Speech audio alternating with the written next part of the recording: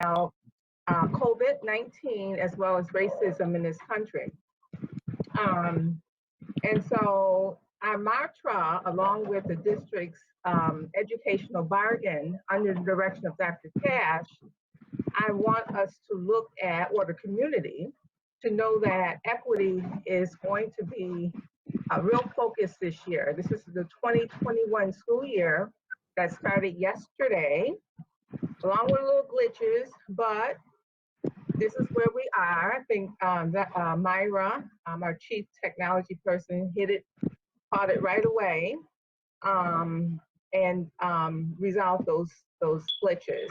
So with that said, who want to go first? Ann or Fatima and or Tanya? Which one want to go first? Because I want to tie all of this in. Dr. Evans Brown, Dr. Cash usually goes first to really, highlight what would be presented. So you can turn it over to Dr. Cash first, please. Yeah, I just introduced the colleague staff. So that's Dr. Brown. That's kind of Evans Brown. That's kind of what we do, because I've been working with them today to get them ready for you. And then I'll just do a brief 30-second introduction, and then they'll be ready to go. Colleagues, thank you for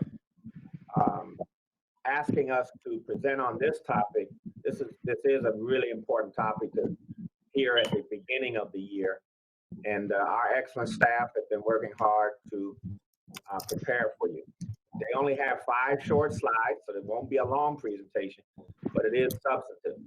Dr. Fatima Morel will start off with the culturally and linguistically responsive initiatives work that is now such a staple in our curriculum, and we're very proud of that. And then Ann Botticelli will follow with just sort of a highlight. Won't be information you haven't heard before, but what will we focus on across all grade levels in the first several weeks of school. And then we'll come and conclude this presentation with Dr. Tanya Williams, talking about the social emotional learning curriculum, which we know is so essential for our students in these days and times, and how we may have some implications for our student code of conduct that we need to consider, and some of what that is. And of course, we'll be bringing you some of those changes and recommendations in subsequent meetings. So 5 slides, 3 expert presenters. Dr. Fatima Brown will lead. Dr. Fatima Morel will lead. Sorry, Fatima. Okay. Good evening, esteemed board members, Superintendent Cash, my fellow cabinet, and community. Thank you for having us here and allowing me to talk a little bit about the first weeks of school, the opening curriculum that we are using, and what we hope to gain in using the lessons in the various areas. So if we can please have the PowerPoint for this, Mr. Lucci.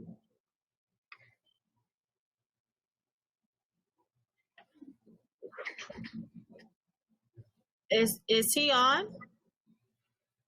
Yes, Mike Lucci is there. He should be loading the PowerPoint right now. Oh. There we go. My apologies. No problem.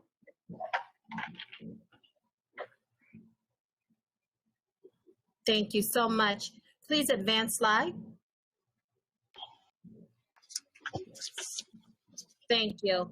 So with the opening of the first weeks of school, we did focus on, there are 6 major areas that we focused on, culturally and linguistically responsive initiatives being one, of course, social emotional learning being another, technology and remote learning also being one, and health and appropriate use of masks and health and safety awareness being another. And we also wanted to ensure diagnostic assessments, and I'll touch on those a little later. I'm going to first specifically focus on the first weeks of school lessons regarding the culturally and linguistically responsive initiatives.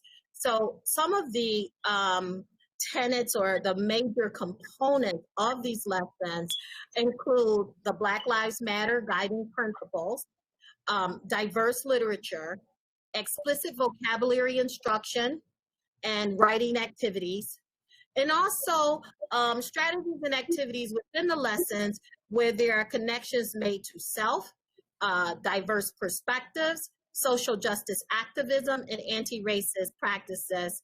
I want to thank Vice President Dr. Evans Brown for bringing up the fact that we still are dealing with the twin pandemics of coronavirus as well as systemic racism.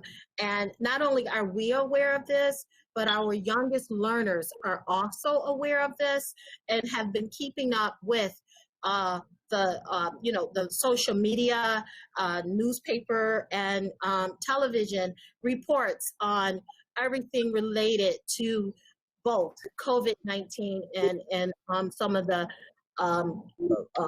racism we see in the forms of dehumanizing Black and brown people and police brutality. So we want to get our lens on them here with our young people. So we're teaching them from a platform of veracity and not, they're not just getting a lot of materials that are developmentally inappropriate for them, it has very slanted views and are very political in nature. We want to stay away from that and really teach the best attributes and tenets of all of the different components of the first weeks of school's lessons that we created in the culturally and linguistically responsive initiatives. So all of our lessons are developmentally appropriate and standards aligned. And some of the resources that we've used are also the culturally responsive resources that we've been using and infusing all last year and this year.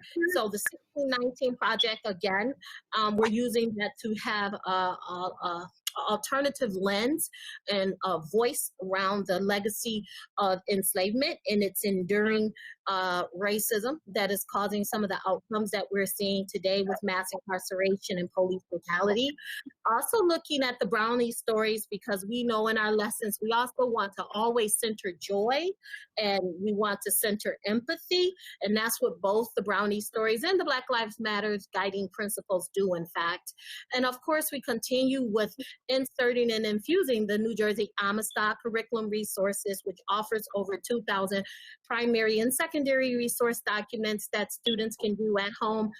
All of these platforms are digitized platform, so are under digitized platforms, so students and parents have access. We continue to build and infuse anti-racist teaching resources. And what for a young person does it look and feel like to be an anti-racist? How are we empathetic towards people who do not look like us or who may be having experiencing a different socioeconomic experience because of the color of their skin? And how do we have empathy for them, and how do we understand what racism is and how do we stay away from that? And we had an awesome opportunity to train about 3,500 teachers on Superintendent's Conference Day of this year with the professional learning. And it was a really positive healing opportunity for many of our teachers and administrators jumped on. It was just so great. People wanted to be heard and we allowed that. They wanted to express their views and we also allowed that. And 3 hours just wasn't enough time, but we got really, really, really great feedback that you will also be able to see. We actually memorialized the chat, and that will be on our website very soon. All of these here resources can be found on the CLRI website. And I just want to, Mr. Lucci, can you click the link there, culturally responsive lessons? I just want to give an idea, because I know that sometimes when we see things like Black Lives Matter guiding principles, we might get a little like, oh, what is this? Is this teaching for all children? Is it biased in any way? And I just want to show you how these guiding principles with this lesson developed at grades 7 and 8, and how these guiding principles are good for all children, and the guiding principles that we are using specifically discuss diversity and loving engagement and restorative justice and collective value. So is that going to open or no? So we also want to, I lost y'all. I'm sorry.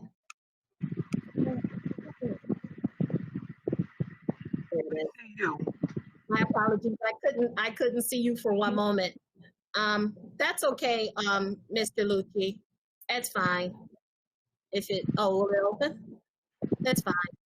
Okay, so really, those values and those principles are good for all children. And so when we talk about being able to raise voices of Black and Brown communities that have really been historically marginalized in the community, and when we want to talk about teaching all of our children how to be empathetic towards one another, how to realize we're all part of the human fabric, the human race, and even where we all come from. As part of the human race, right? Because we know that the beginning of all humanity begins in Africa. So it really is important that we center these here voices, and that's what we did during these first weeks of school lessons. Advance slide, please.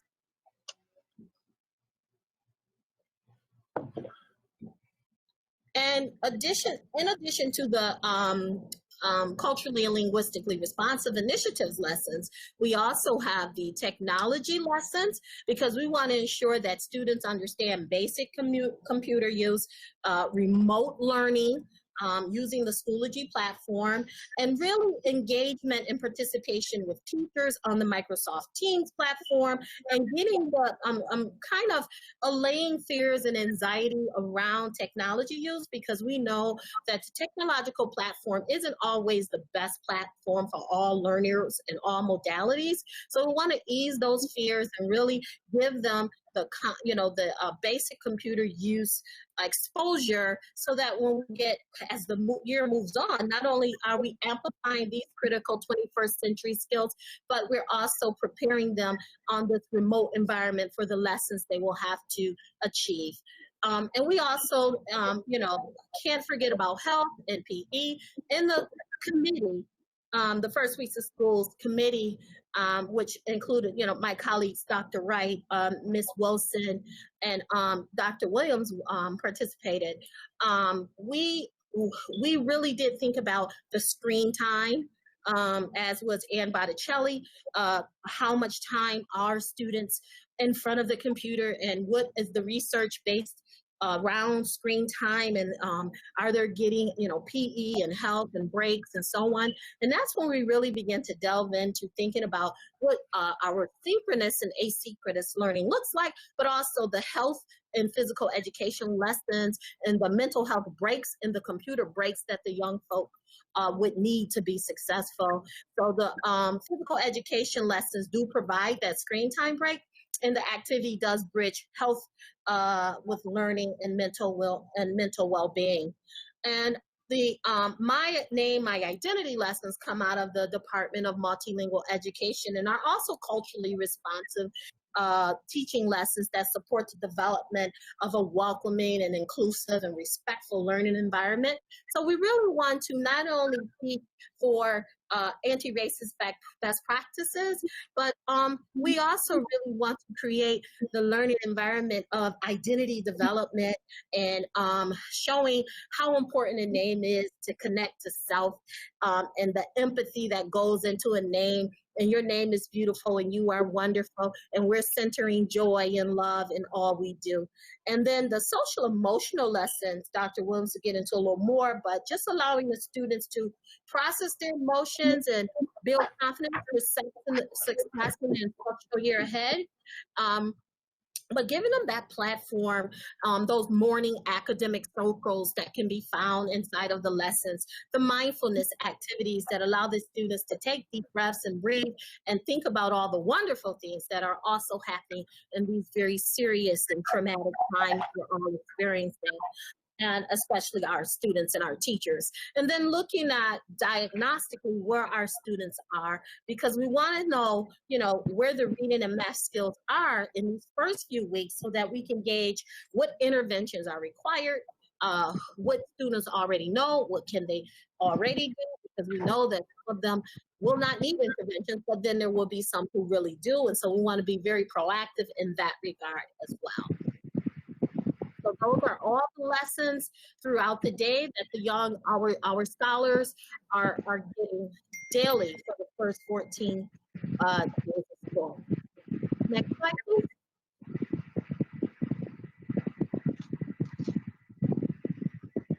And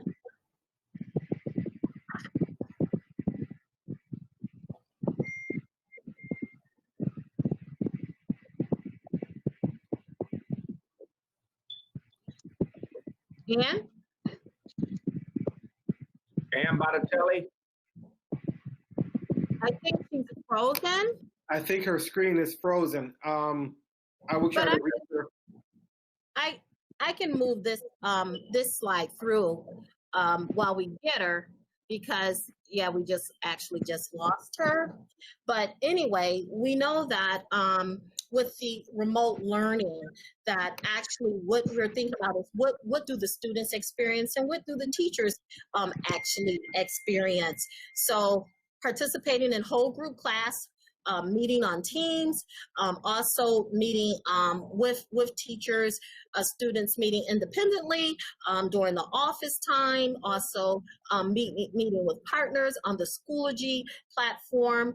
So there's that opportunity for the teacher to meet small group, whole group, or one-on-one with the students on the Teams platform as well. So we actually have, in this remote learning piece, we have the two pieces going on platforms, but really we're streamlining for parents, so everything is going through the Schoology platform so that parents don't get lost and thrown off by these various classes. She back?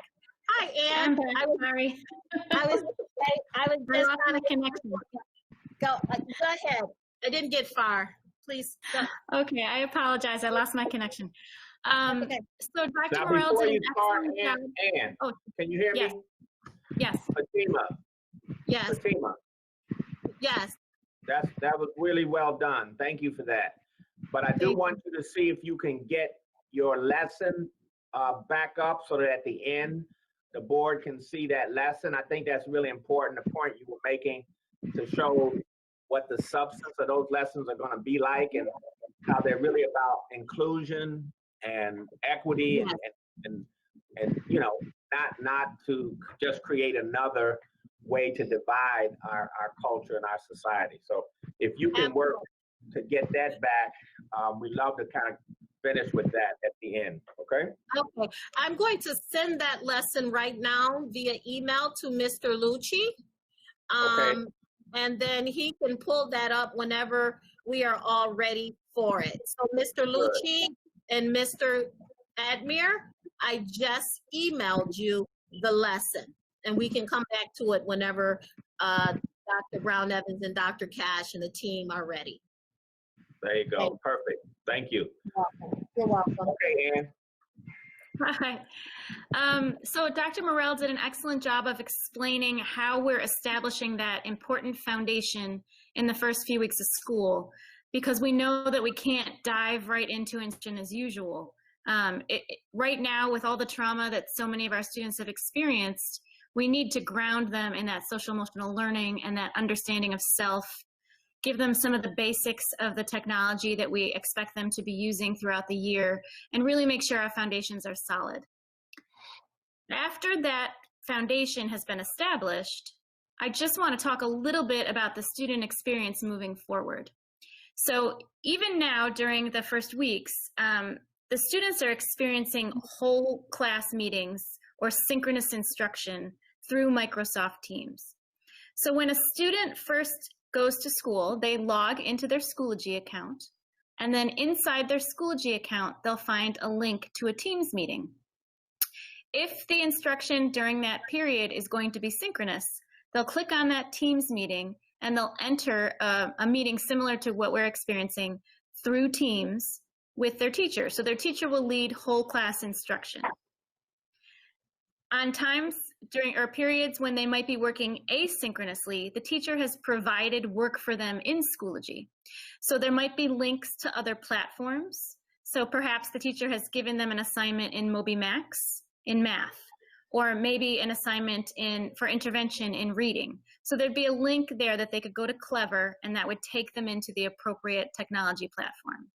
Or the teacher could have assigned a project. She could say, you know, these three students are going to work together to do some research and come back to the class and tell us about John Lewis. Or she could assign independent work for students. So it would vary depending on the class, depending on the grade level, but work would be posted for the students in their Schoology courses. And then while the students are working asynchronously, the teacher is also providing office hour time. In her office hours, the teacher might invite students to participate in small group instruction. So she could say, you 4 students are going to meet me tomorrow at 8:15, and we're going to go over the lesson that we just worked on today. I want to just clarify a few things for you. Or she could say, I want to pre-teach vocabulary to some of my Ls. So tomorrow during their asynchronous time and my office hours, I'm going to invite 4 of my students to come and meet with me, and I'll pre-teach the vocabulary to front load them for our next lesson. She could also have open office time when students can come in and ask questions and get feedback on their work. She could respond to family calls at that time, so it's going to vary. But a student experience would be synchronous instruction through Teams, so that's whole group instruction with their teacher. They would also have asynchronous or independent work or partner work. And then there would be times when the teacher would ask them to join her in her office hours to do small group instruction, to provide one-on-one tutoring, or just to answer questions that the students might have. The teacher experience parallels what the student is experiencing. So while the teacher is facilitating that whole group lesson in Teams, the teacher has assigned work to the students in Schoology for them to complete it independently. And the teacher is facilitating office hours when a student's schedule says asynchronous time. So anytime the students are working independently, simultaneously at the same time, that teacher is offering office hours. So again, during her office hours, she might have scheduled one-to-one tutoring for a student. She might have scheduled small group instruction for certain students. She might be running an open session where students can pop in and pop out with questions and get feedback on their work. She might be taking that time to respond to student or family calls or answer student emails. So during the course of the office hours, one student who's working independently might have had a couple questions. They might have emailed those questions to the teacher and gotten a response, or they might have gone into the teacher's office hours to get a response over the screen with the teacher. So there's a lot of opportunities to provide feedback to students, to provide that more intimate small group support that a student could need, or that one-on-one tutoring that a student might need. Next slide, please.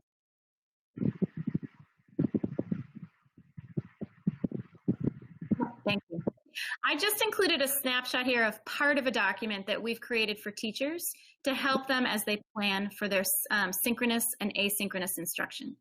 So this is just a small snippet off of the math grades 1 through 5 document, but we wanted teachers to help plan and help them understand what elements of their curriculum would be best suited to synchronous instruction over Teams, and what elements would be better suited to independent work that the students could complete, and then what would probably be best suited for small group instruction during the teacher's office hours.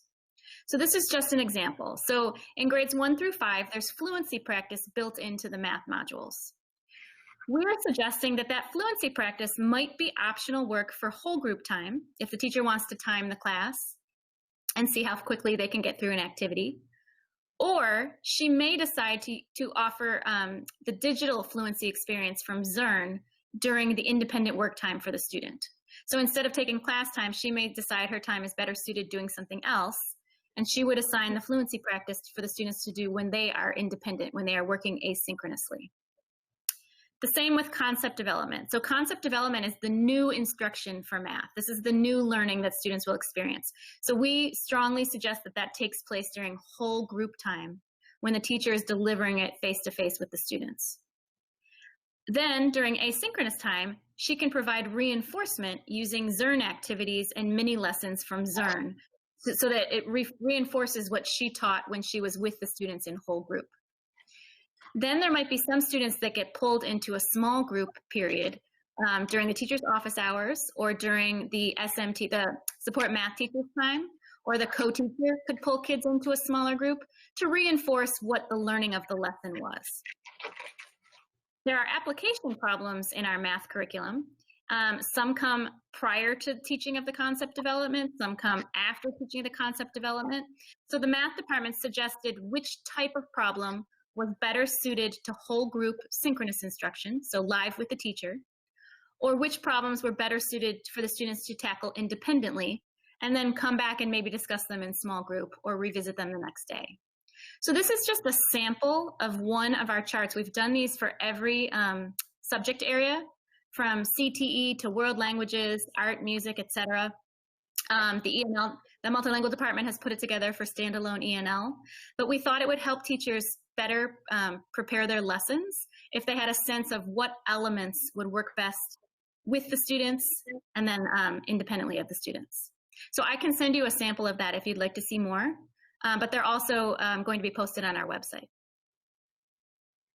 Now I'm going to actually turn it over to Dr. Williams, and she will wrap up for us. She's going to talk a bit about the work that her department is doing.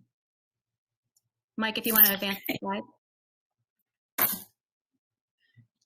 Okay, good evening. I'm going to talk through a little bit about some of the work that we have been involved in with respect to social-emotional learning and how it aligns to the work that we're doing with our code of conduct and updating that.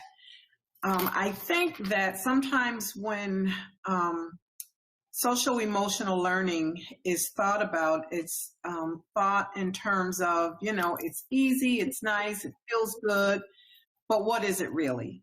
And I just want to say that, you know, the work that we've been engaged in with respect to social-emotional learning, and thank you, Dr. Cash, for this summer ensuring that we had time every single Friday, a nice chunk of time to begin this work, because this work is hard work. And, you know, the curriculum that has been developed was developed based on many factors. We worked very closely with various departments, our curriculum assessment and instruction department, our CLRI department, the health department. We worked closely with Ms. Burden and technology, and of course we worked very closely with our associates of school leadership. So we're expecting some good evidence will come from the curriculum that was developed, and we've gotten really good feedback from this summer from the teachers that began this work. So currently, we began working with a subcommittee to talk about, at this point in time, it cannot be business as usual. This work is real personal. Our children, many of them, many of our staff and teachers have experienced grief, loss, concerns. There are questions, anxieties, sadness that even our littlest learners at 4 years old hear about, whether it's on the news, whether they hear about relatives speaking, if perhaps, you know, they've seen something over the summer. We've had quite, you know, a violent summer in our city. And so our little learners, although they're 4 years old, maybe they can't articulate a lot of what, you know, they're experiencing and feeling, but it is impacting them. And that goes all the way through till 12th grade. So I'm really excited about this social emotional learning curriculum that we developed. We also trained about 3,500 teachers on Superintendent's Conference Day. And it was very moving because, we had the teachers actually go through some healing circle discussions. We don't want to leave our teachers out. Yes, we know that the curriculum is primarily for the children, but many of our staff also need a space that is safe where they can talk about things that they're processing too. And we got a chance to do that during our trainings, and it was very impactful. But basically, we are providing about 80 minutes every single day where we're focusing on social emotional learning and or COVID health. And, how do you properly wear a mask? Why is that necessary? It's about more than just you. It's larger than just you wearing your mask properly, not sharing masks. So we're doing some proactive things so that when our children come back, because I'll touch on this when I get to the code of conduct piece, they have a firm grasp and understanding of why these things are really important. We didn't want the lessons to be such that we are talking to the children. This is their time to process and to also talk to us. And so the lessons are interactive. We made sure that they're engaging. We have an equity regulation. And so we wanted to make sure that every single lesson was inclusive, that children saw themselves in the videos that we're showing. We're focusing on 5 competencies. And the 5 competencies are self-management, being socially aware, looking at building relationships, developing self-awareness, and then responsible decision-making. We also knew that for some teachers, this was different. This is different. And so we scripted a lot of the lesson, but we did give space and room for teachers to make it their own. But for some, we helped with the language. We helped with if they ask a question, because when children trust, they will open up and they will tell you a lot. And we didn't want for children to open up and say something and for any staff member to feel uncomfortable about how to respond. So we provided scripts on how they can respond and where they can go to get support or to refer children to so that they can continue the conversations. We've created circle prompts that are developmental. We don't use the same circle prompts to initiate discussions in a pre-K through grade 1 band that we would use for 11th and 12th graders. So it's a developmental circle prompt piece that we have created. We did a lot of research and we looked for videos that were meaningful, but that also aligned to the 4 cornerstone trainings that Dr. Cash began really a couple of years ago: the restorative practice piece, trauma-informed care, cultural and linguistically responsive initiatives, and disproportionality. So everything that we're doing within our social-emotional learning framework really centers on those 4 cornerstone trainings, as well as those 5 competencies that I mentioned.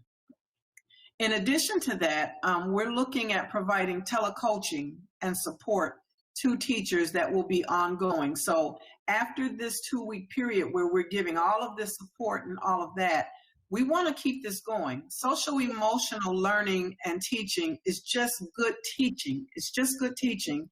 And we want to keep it going. It may look a little different, but certainly we want to keep that going. And so we have coaches that will be prepared to support teachers to continue, whether they're teaching ELA or math or science or technology or home and careers, that there will be opportunities and times for them to infuse some of the social emotional learning that they began at the start of this school year.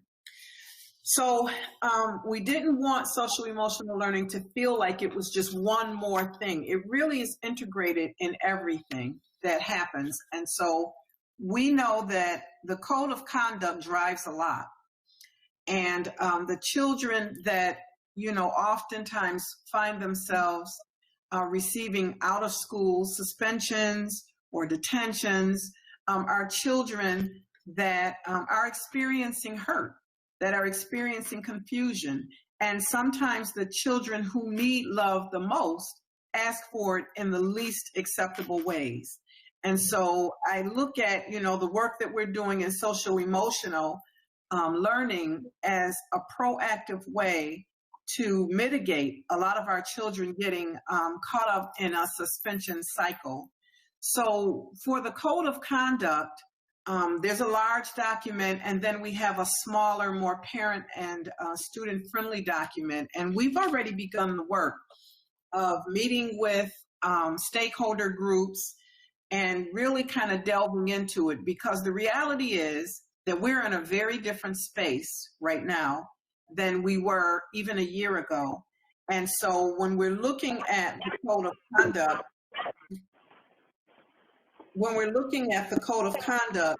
right now, COVID-19 has to show up. I think someone has to mute. Okay. COVID-19 has to show up. We're in a space right now where wearing masks it could be, the issue between life and death. And so that has to be a part of our code of conduct. Students adhering to social distancing, that's got to show up in the code of conduct. The language that's in the code of conduct has to reflect those 4 cornerstone trainings that I mentioned earlier. There has to be discussion about restorative practices, trauma-informed care. What does that look like? The language that Dr. Morrell spoke of earlier, inclusiveness and equity, those pieces have to show up in the code, as well as what happens when it doesn't, and disproportionate outcomes that are the result of, if we're not careful and mindful of, how discipline is happening. So the language in the code of conduct has to be really scrutinized. Every single sentence, every single line matters. And so we have to also ensure that we're looking at Board of Education approved policies. We have to look at regulations. We've got a new equity regulation that we didn't have when we, updated our code the last time. We have a wellness policy. We've got an attendance policy. We've got a parent and family engagement policy. And so we've got a crosswalk. What's contained in all of these policies and regulation to make sure that whatever we're putting in this code aligns properly. And finally, the digital appropriateness that we didn't have to think a whole lot about when the code was created, we do now. So we have to talk about issues like, the dress code. And if you are in a remote learning environment, what does that need to look like? Does it look like it would if you were sitting in school, or, does it look a little different? We've got to look at digital citizenship and really, really look at cyberbullying pieces, being, proactive, and photographs and what's appropriate for you to send and not send, and protection from viruses, looking at passwords, looking at, students and personal information and how they protect all of that.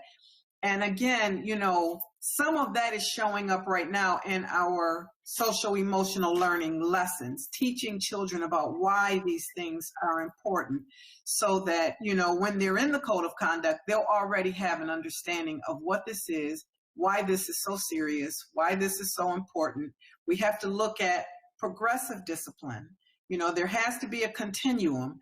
I think that restorative practices is really hard work. I think suspending students, it's a little easier. A student does something and it's easy to say, you've got 5 days for a suspension. What is not easy is really doing the hard work and pulling students together to sit together, to peel layers, to have students take accountability for their actions, and then take steps for them to make it right. It takes time and it's not easy, but we're working on training and shifting minds and shifting hearts to have that done. And if it's in our code of conduct, then it will drive some of that happening.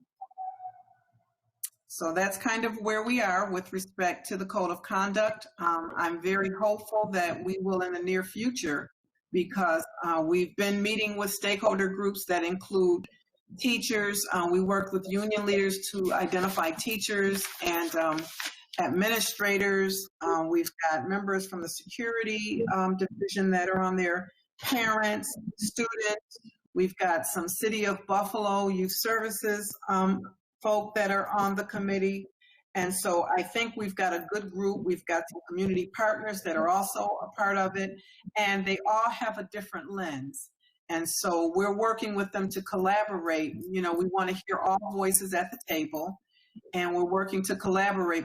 But at the end of the day, we have to make sure that the work that's already set the foundation is what is framing how we move forward with our goals.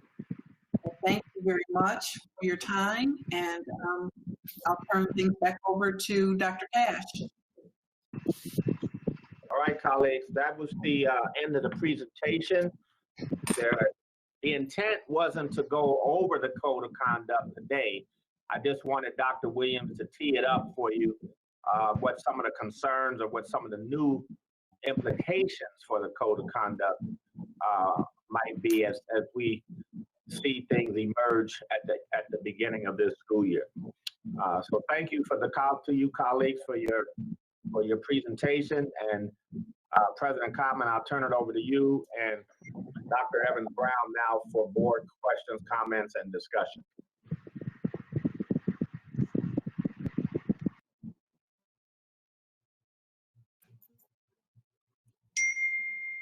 And I believe you're muted. Could you hear me? Dr. Brown, you're chairing. So Okay. So you heard a very worthwhile discussion. Anyone have any questions at this time? Okay, Sharon. Terrence's hand was up first, I believe, and then Ann's hand. Oh, I don't see hands. Sorry, guys. Okay, in that order. Terrence, unmute. Great presentation, guys. I just see that the instruction with the Department of CLRI had done a wonderful job, Dr. Tima Morel, moving forward with the district about rethinking and reimagining education and what can we do during this COVID to change some of the things that we talked about, things that we believe in, and in the manual education. And there's not too much I want to say. I know some of this stuff actually goes on into the Educational Support Committee meeting. So some of those things already have been addressed. And I'll briefly go over that when we get to the next committee. But a wonderful presentation. Thank you, Dr. Williams, for your presentation moving forward. Thank you, Terrence. Ann, Dr. Rivera. Thank you very much for the presentation and the overview of what you're doing. I also just wanted to say that I appreciate the focus on social emotional learning, diagnostic processes, and taking it slow as we go into a really unusual environment. I just have a couple questions. The first is about virtual expectations. Is that going to be a part of the conversation about the code of conduct as you move forward? Yes, it absolutely will. So again, we're in a very, as you shared, very different space right now, and it's causing us to give thought to real serious thought to some of that. So what do virtual expectations look like as opposed to face-to-face expectations? And so we're having those kinds of conversations with stakeholders, and we're doing the research to see, what do best practices say about that, particularly for urban school districts and urban children, and some of the experiences that they are, having. So yes, absolutely we will. Thank you. And I have a related one is, do you have a sense of a timeline on which you're going to roll out the code of conduct? So, and speaking with Dr. Cash, his bar is set very high. We don't want to rush and just, put something together for the sake of putting something together because it drives so much, but we do understand the urgency that's involved in, you know, putting together a strategic and well thought out document. So, you know, I can share that, you know, we're meeting frequently and we really are trying to, as quickly as we can, get this document prepared. And then this is my last one. Thank you for that. I understand not wanting to rush, and I certainly wouldn't want to rush the process in a way that would be counterproductive to our students. Is there any interim guidance for teachers and for administration about how to handle any kind of issues that might come up between now and the revamping of the Code of Conduct to reflect our current circumstances? So yes, actually, we've had a couple of situations, and it really came together kind of organically.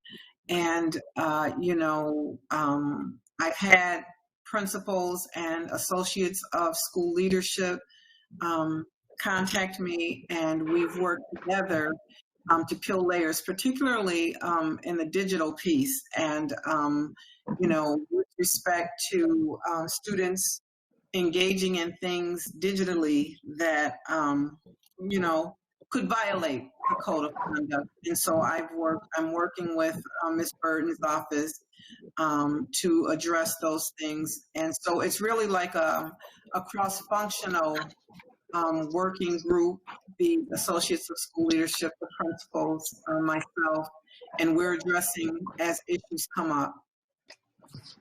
To Ann's Thank point, you.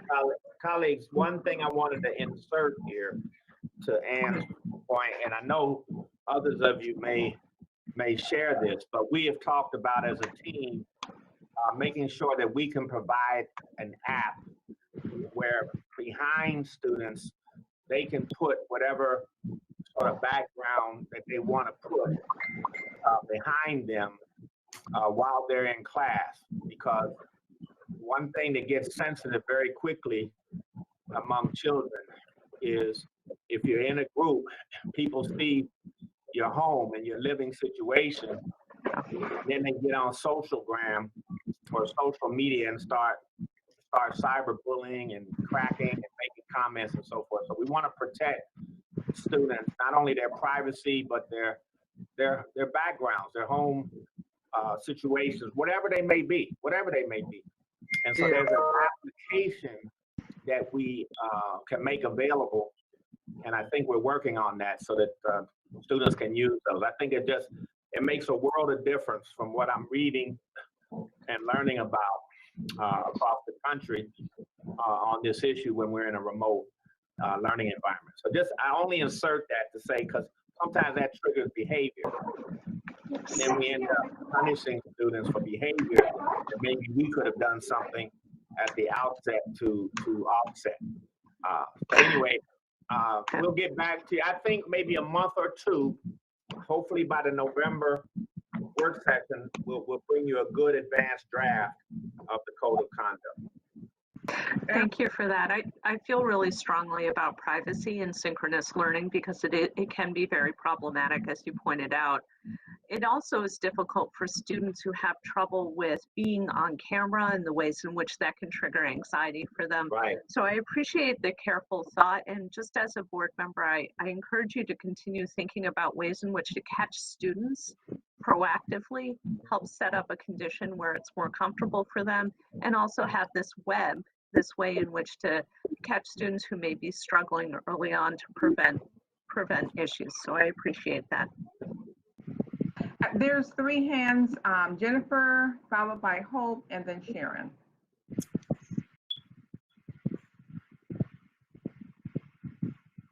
Sharon, you were before me if you want to go ahead. I raised my hand late. Okay, Hope. Hope. I have a couple of questions related to what's been just discussed about utilizing this interface and how there may be an increase in students abusing it. So we're all aware of, we initially, just right before school started, that some students were able to hack into our system and send out those disgusting emails. Were we ever able to determine how that happened, and were there any consequences for that, is my first question. Tanja or Myra, do you have an answer for that? I know you had worked on that. So as far as how it happened, I will leave that to Myra to see if she, her department has been able to determine that. But I am working very closely with her department. You know, we've identified who the students were, and, you know, we want to make it a teachable moment, but, you know, we want to walk the walk in the progressive discipline piece. And so for some, you know, we don't want to jump to the far end of the continuum. We do want to peel layers. It's going to take a little time because there were many students that were involved in that situation. But what we're committed to is following up with every single student and family that was involved and looking at each case individually and using the restorative practice piece where we can to make it a teachable moment for them. I mean, the reason I bring that up is because I think that that's something that we're probably going to see a lot more of, just because we are now all relating to one another predominantly in this forum, not just with regard to education, but with regard to life, right? So, you know, it's something that has always been on my radar, as you know, Tanja, because you and I have worked very closely together on this initiative. So my second question was, if and how we're going to collaborate with the wonderful minds that we have who helped us, you know, develop the policies for the anti-bullying task force, and how we bring them in on this initiative. So this code of conduct stakeholder group, I would love to have some of the great minds, because I think you're right. We've got some experts that serve on that committee. And I think that certainly, you know, the expertise that they could lend to looking at the code of conduct and looking at these nuances that we're experiencing now that we weren't a year ago would be really helpful. So if you want to reach out to me privately and let me know then what I can do to help facilitate that. Absolutely. Yes, colleagues, let's consider that a do now, okay? So go ahead and follow up on that, Dr. Williams. Thank you. Thank you for that, Hope. Good suggestion. Absolutely. Jen or Sharon?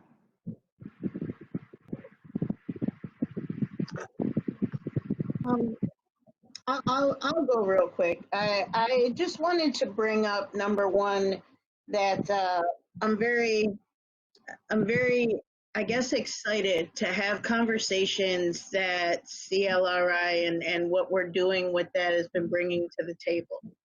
It's happening more along the lines of, like, just today, literally just today, what is this that we're going to be talking about whiteness, and how we're not going to talk about whiteness and only this in schools now, and I should be able to tell my students and my family what I want. Like, these type of hard conversations is what I welcome.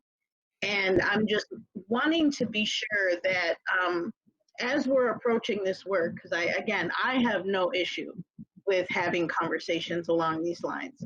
But as we're approaching this work, I would, you know, instead of just referring folks who bring this to me to, like, you, Dr. Morell, or someone else, if we can open up spaces where people can really have these conversations, you know, just the thought of what we're trying to do in this district and in the city, and of course everywhere, is starting to, you know, really trigger some people. And this should not be, this is just the way it is because this is what it needs to be, even though that should be self-explanatory. It's, you know, you have enough fact and data and history to prove what we're doing and why. But I really believe that the spaces are necessary to be able to have people really come to the table and you know, put that out there. I know we have them, but I'm asking if we can do maybe more, or if, you know, as a board member, what can I do to help facilitate some of these conversations? I don't want, these folks to feel disrespected for asking, but some people, they trigger me with how they come about with the, what is this?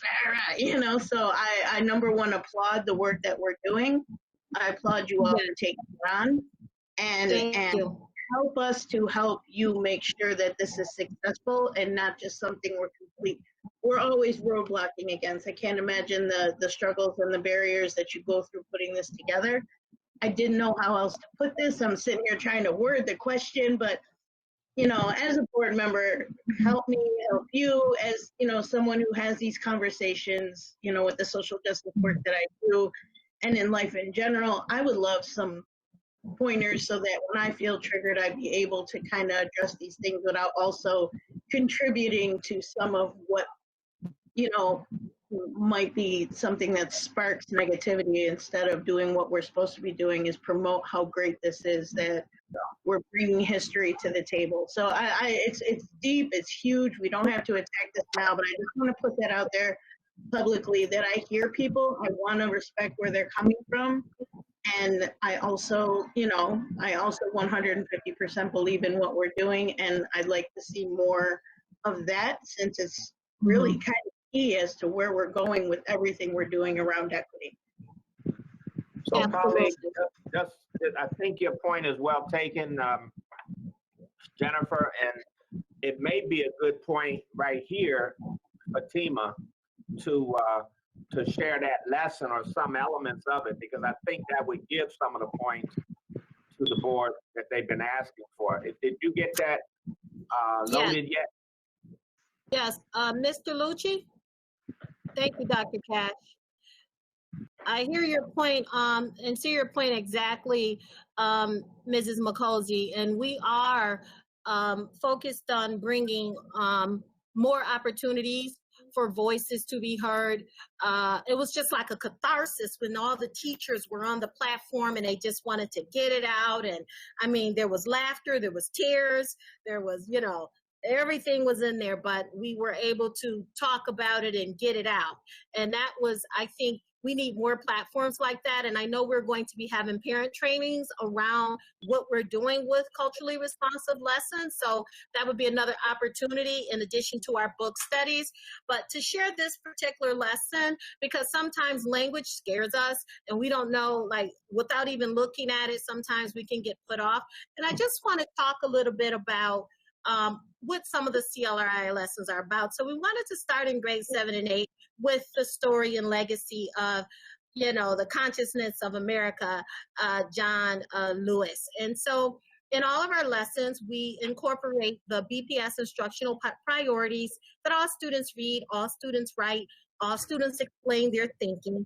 The title of this lesson is entitled Senator Lewis in Good Trouble. It's lesson number 1 for 7th and 8th graders. We start, we have the lesson objective, and where students are working with partners and groups to discuss concepts of good trouble and what that means, taken from the literature around John Lewis, and then exploring ways that they can make a difference in our society based on the life and work of John Lewis. Some of our essential questions for this lesson is, what is good trouble? And why is it important in our society? How can we cause good trouble in our lives and local community? And how can we be agents of change? Why is it important to stand up for what you believe in?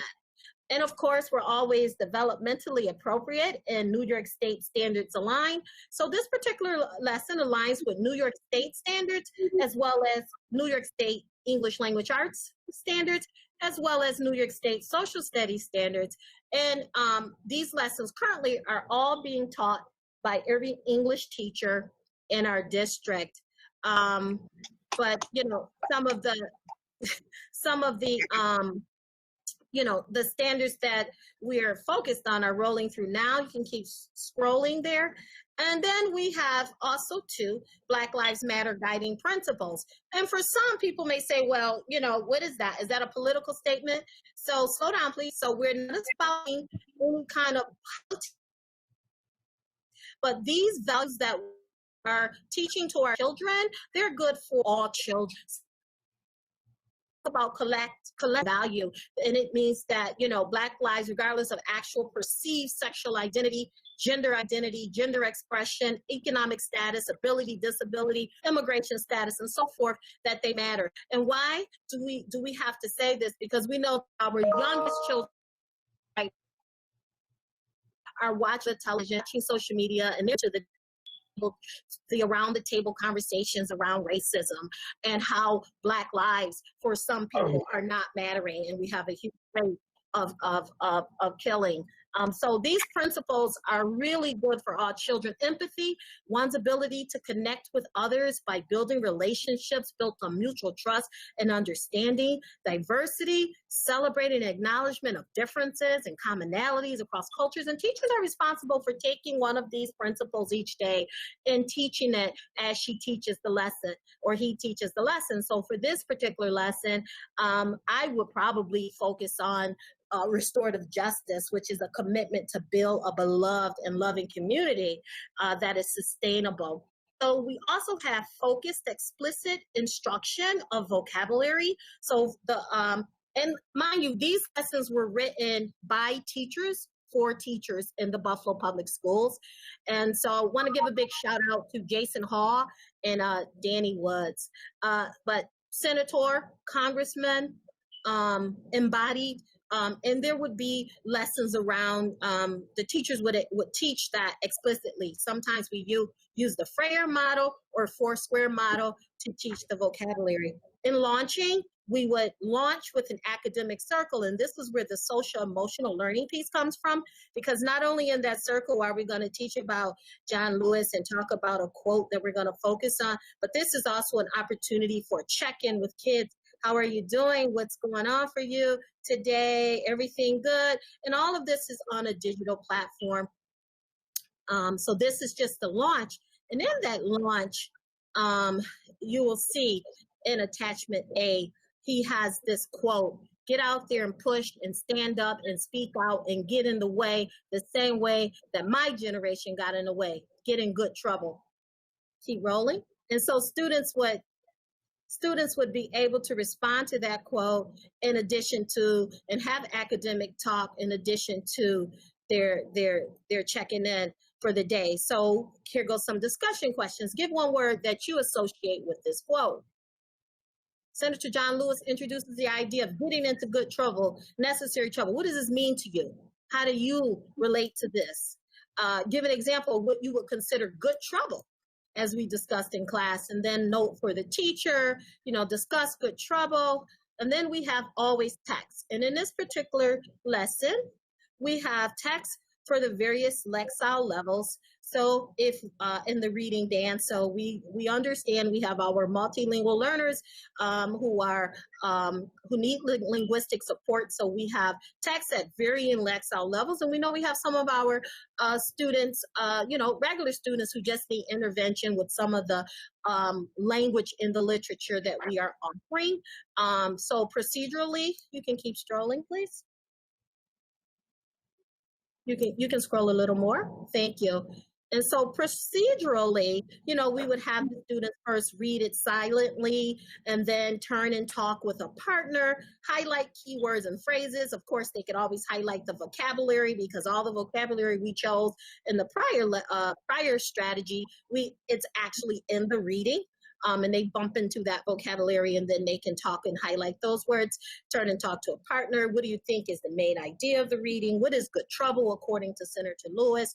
What helps Senator Lewis succeed? You can go down quite a bit to, go to procedural 4. And what we do, we give each step by step, so teachers don't have to grapple with teaching concepts that they've not been really accustomed to teaching. And so we want to make sure that everything has a step-by-step strategy and procedure that the teachers can do with the students. And for our closure piece, teachers will ask students what they know about social media outlets, and then we have a Twitter piece, because this is 7th and 8th grade, relevant with the kids and now their day and age and their time period. And the teacher will discuss how social media is used to cause good trouble in our society. And the teacher will then ask students to write their own tweet. So this would be their writing piece. They would think about strategies. Let's go down, please. For differentiation, teachers can use cognates to help L's with comprehension and when applicable. So using affectar with effects, comunicar to communicate, investigar, using words that students would know in their own language already. And for our multilingual learners, of course, we break down sentence starters that teachers can make and use. And then we have a space for our special education teachers to include their part in what they would add to the lesson. And we do have the lesson down all by these Lexile levels. On the technology piece, we want all teachers to ensure they have one-to-one devices, and they also need to be able to have those technology lessons we talked about, DLE, so that they're accustomed to the technology. If you can scroll more, and keep going, there's an opportunity for a teacher to reflect on the lesson prior to the lesson, his or her reflections after the lesson. And if you go all the way down to attachment D,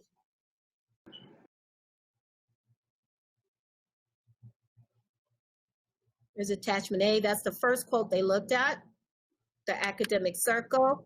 Here's the reading for Lexile higher level readers. Down, please. The same reading at a different Lexile level for those requiring intervention. In attachment C, and another Lexile level, and then down at attachment D, this is the closure piece.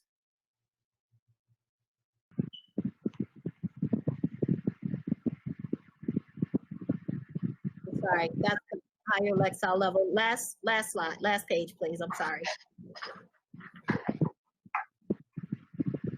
Scroll on down, talking about the great John Lewis. And I would even say as the next step with this lesson, we would be doing project-based learning with the students where they do a real deep dive into the work of the big six civil rights movement leaders, the other ones that were with Dr. King besides John Lewis. Could you go on down, please? A little more. It's almost at the end. Those were all the readings. And then this piece actually go down. That's still part of the reading. If you can just please all the way to the bottom. And attachment, okay, right there. Up a little bit, just a little bit. Okay, so this is the closure for the kids because as they talked about how social media can be used as to make good trouble. So part of it we would review one of John Lewis's tweets, which is right above this. Oh no, it's right here. He wrote, thousands of protests, 45 arrests, 33 years in Congress, sometimes change calls for a little trouble. John Lewis wrote that on May 11th and down. And then we say to the student, now your turn, write your own tweet, your name, you know, the username you would want to use, the date, and then you write your own tweet that shows that you're starting good trouble. Wow. Yeah. Wow, that was huge. I love it. Oh, Thank fantastic. You. Please close. Love it. Great work. I'm proud to witness this.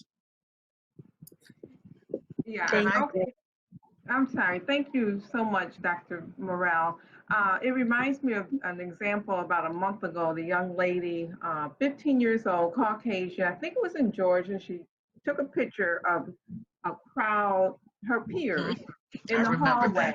Yep. And the last thing she said to the reporter was, causing good trouble. I was like... And those children got sick too in that school. There was a spread of that virus in that building. Afterwards, it really was. It was huge. Oh, yes. And she may have saved lives by causing good trouble. Yeah. Absolutely. Sharon, I think it's Sharon. Thank you. Thank you so much, Dr. Morrell. That was wonderful. First, I want to say kudos to you. Paulette.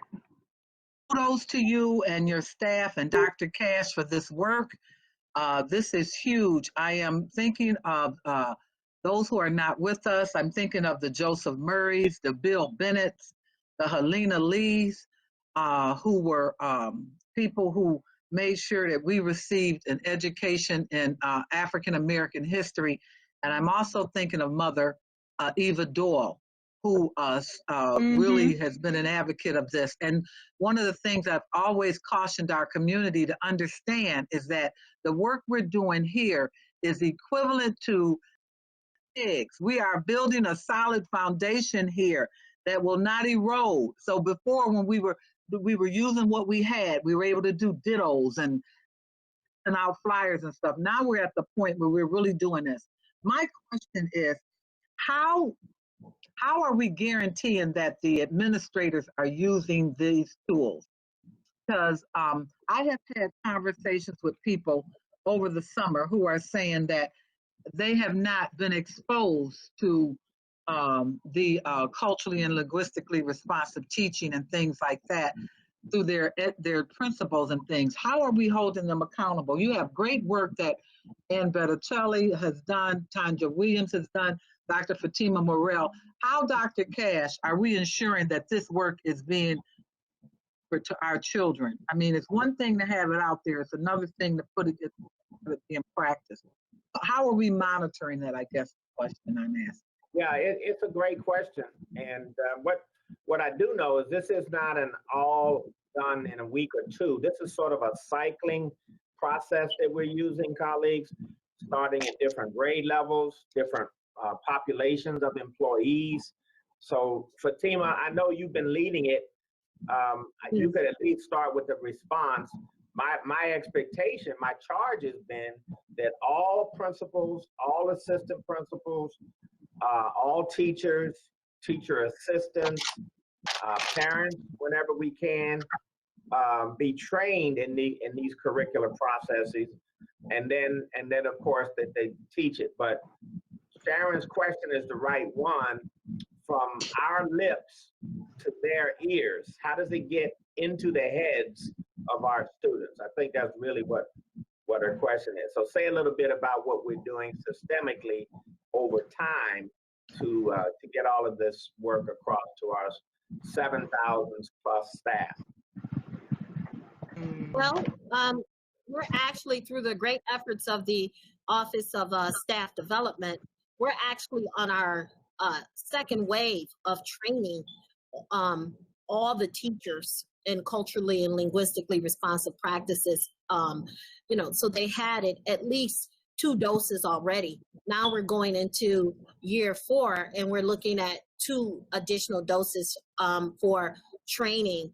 I think, and we also, through our administrators, we also have our culturally responsive education trainings monthly. We meet 5 times a month with every building principal in our district. One of the things that we did, Ann and Dr. Wright and Mr. Samato, when he was here, we sat down together and developed the current instructional evaluation and support tool. We inserted culturally and linguistically responsive practice so that we could monitor the level of cultural responsiveness and linguistic responsiveness in classrooms and materials and instruction and environment when we do our classroom walkthroughs. So that work really is already embedded, but with COVID, a lot of things kind of got derailed, but we're ready to get back, into the swing of getting into classrooms as soon as we get our kids back in the classrooms and getting into monitoring these practices. But it can't be, 2 trainings a year. So as Ms. Makosi said, we have to have more opportunities too for the courageous conversations and letting our teachers and our administrators know what is available, because one of the things that we did find with this superintendent's conference day training, many of our teachers wanted to know, well, how do I get access to this or that? And we're like, this stuff has been here. So I think it's like the Amistad that like it has been here, and it just 1619 has been here. So they wanted to know. So I think sometimes we forget that we have access to resources already, and I think we just need to continue to have those opportunities for professional learning and awareness, and building the platforms like on our website, letting teachers know, letting principals know, and continuing to work collaboratively with the Office of School Leadership. And Fatima, you also made a point to make sure that we got the CLRI work embedded in each school's school improvement plan. Yes. That's really important to note, because school improvement plans are required by the state, and each principal's team has to say, okay, how are we going to reach our achievement goals? And you and your team, along with the ASLs and the principals, they made a commitment to put a plan as part of their school improvement plan, a CRRI plan. So that also answers Ms. Cottman's question. Well, I just want to say you've done great work. You're just doing phenomenal work. And this summer, I want to give you a shout out this summer for that book about that punished book. I feel that it's mandatory reading for everyone in education as law enforcement. The extra work you're doing, I don't know how you, I mean, the work, it's just, really happy. I'm really happy tonight about the student achievement agenda and the work that we're showing. If there's any doubt that our administrators are on top of it, this is your proof today. Sit back and look and nip it in the bud, because they are doing great work in here, and I appreciate each and every one of you. Thank you. Thank you, Mrs. Belton. And I just want to shout out Toya Wilson for recommending that book this summer that we implemented. I want our children to read that book. So can we talk about maybe a book club for our kids? Dr. Cash, an area that I want to talk about this year, which we haven't had a chance to discuss it, is our young people and their community credits. I'm not quite sure what it's called, but I call it community credits, and in which they need 30 to graduate. And so is it possible that we can include reading books, relative books in that, to try to give them some credits for that as well? I'd like to have that conversation, because we're in a virtual learning situation, and if our children can read books, and that book, Punished, is mandatory reading for everyone who wants to work in an inner city school district. Absolutely. Thank you so much. We'll talk more about that. I understand I have to start with Woody Brandy. I have to start with him in regards to that conversation, or something about the credits for our kids that graduate. Yeah, and Fatima, I know you, because you got a lot of traits like me. You get impatient sometimes. But that teacher that was asking you about, well, where are these resources? And you said, they've been here. It could have been a new teacher. Remember, we got a lot of new teachers this year. So we'll give them the benefit of the doubt. They didn't know. We'll give them the benefit of the doubt. You're probably right on that, Dr. Cash. You're probably right. I missed that one. All right. Now, I know Kim Hernandez has been here a long time, President Cottman, so I do want to try to transition to her as soon as we can. Okay. There's two last questions, one from Paulette, if you could, minimize it, as well as Terrence, and that will, end this particular session. Paulette? I want to commend Fatima and the staff for this wonderful program. It is absolutely critical. The community is well aware of it. They're very supportive of it, as well as the board is very supportive of it. Because in this time when our nation is being so divided, that you are building understanding that will unify this nation, may save this nation, and you're building the leaders of the future.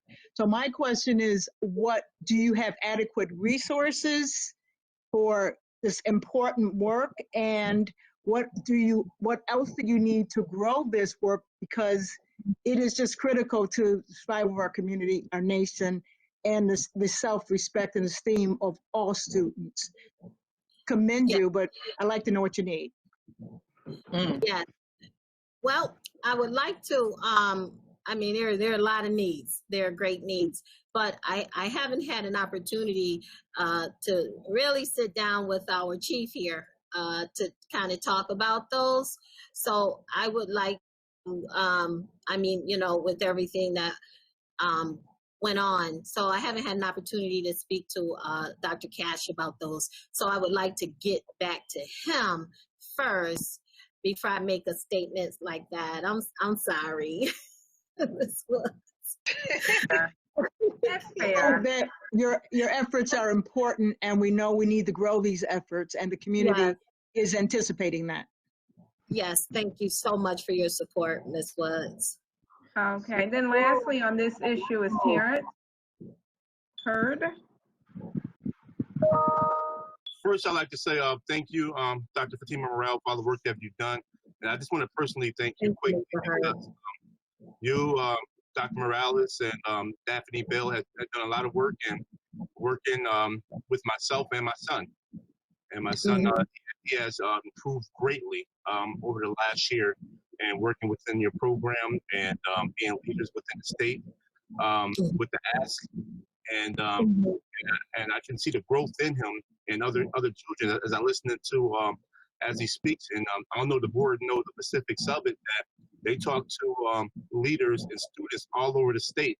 So you have somebody from Albany connected in New York City. It'll be somebody from kids from Rochester, and it's just giving them the input and encouragement to move forward, learn more about history, and being a role model and guide the other students. And I can see the growth in them. I just want to thank you so much.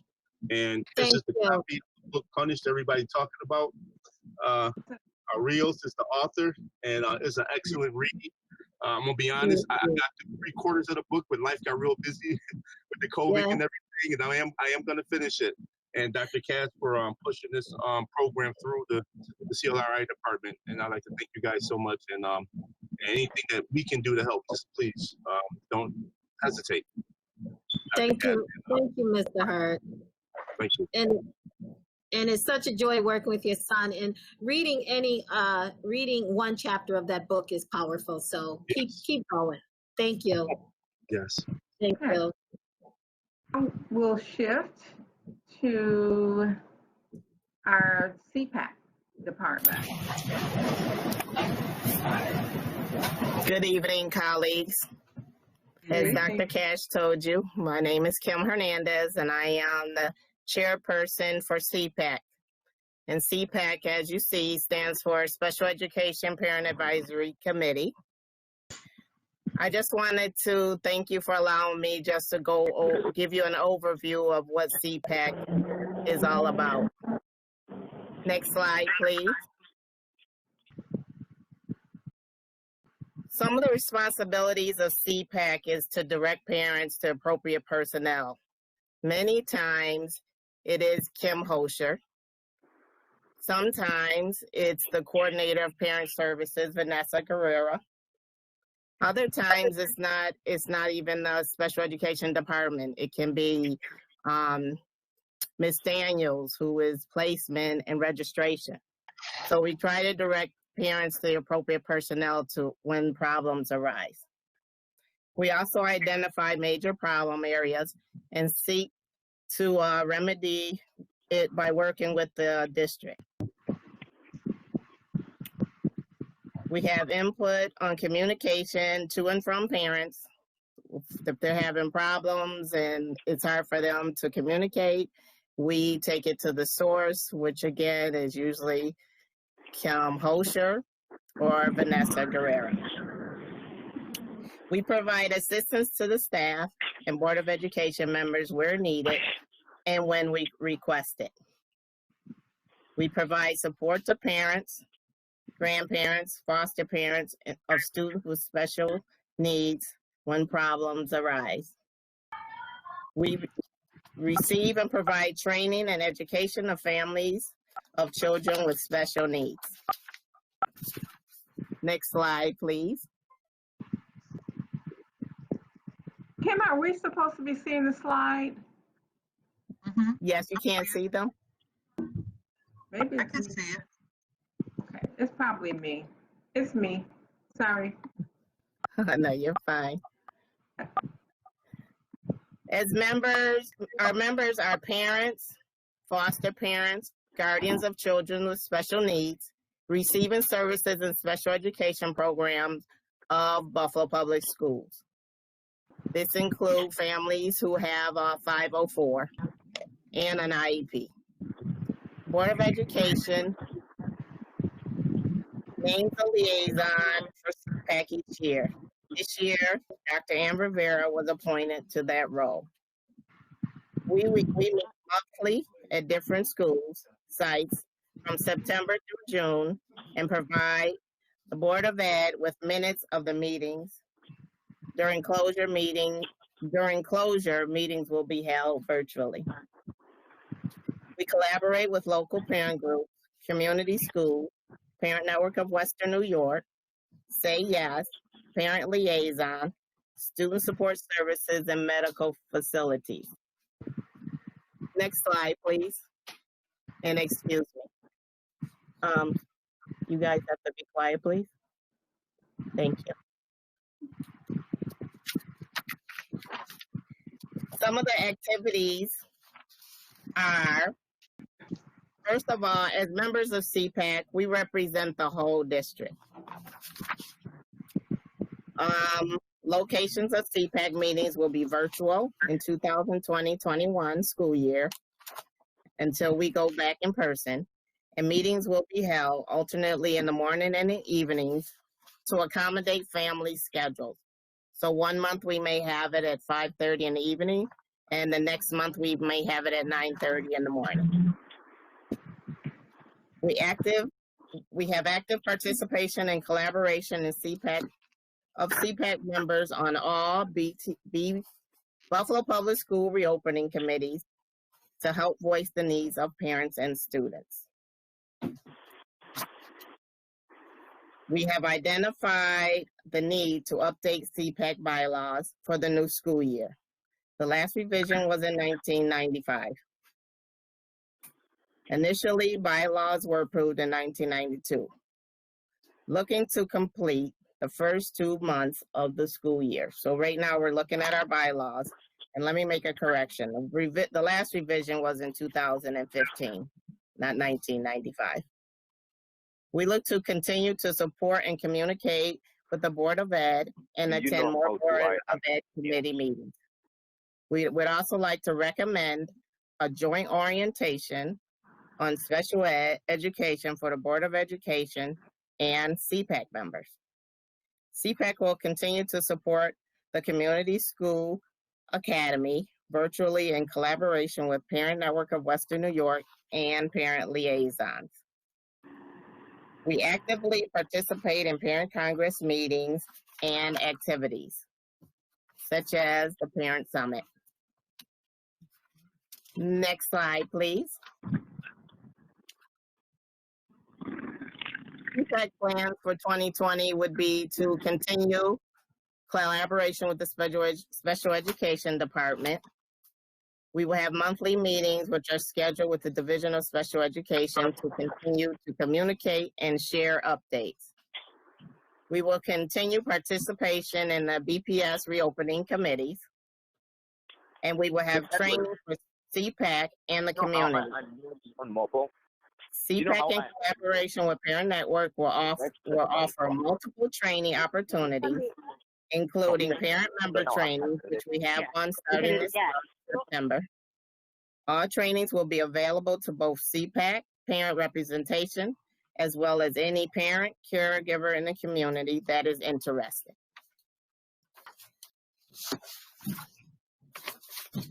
Next slide, please.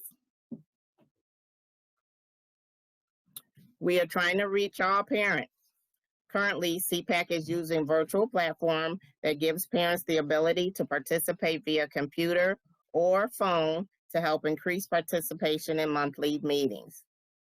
With this virtual, we've been having parents that we never had before. Some people have problems with computers, so they call the Cpac members on the phone and they listen to the virtual meeting that way.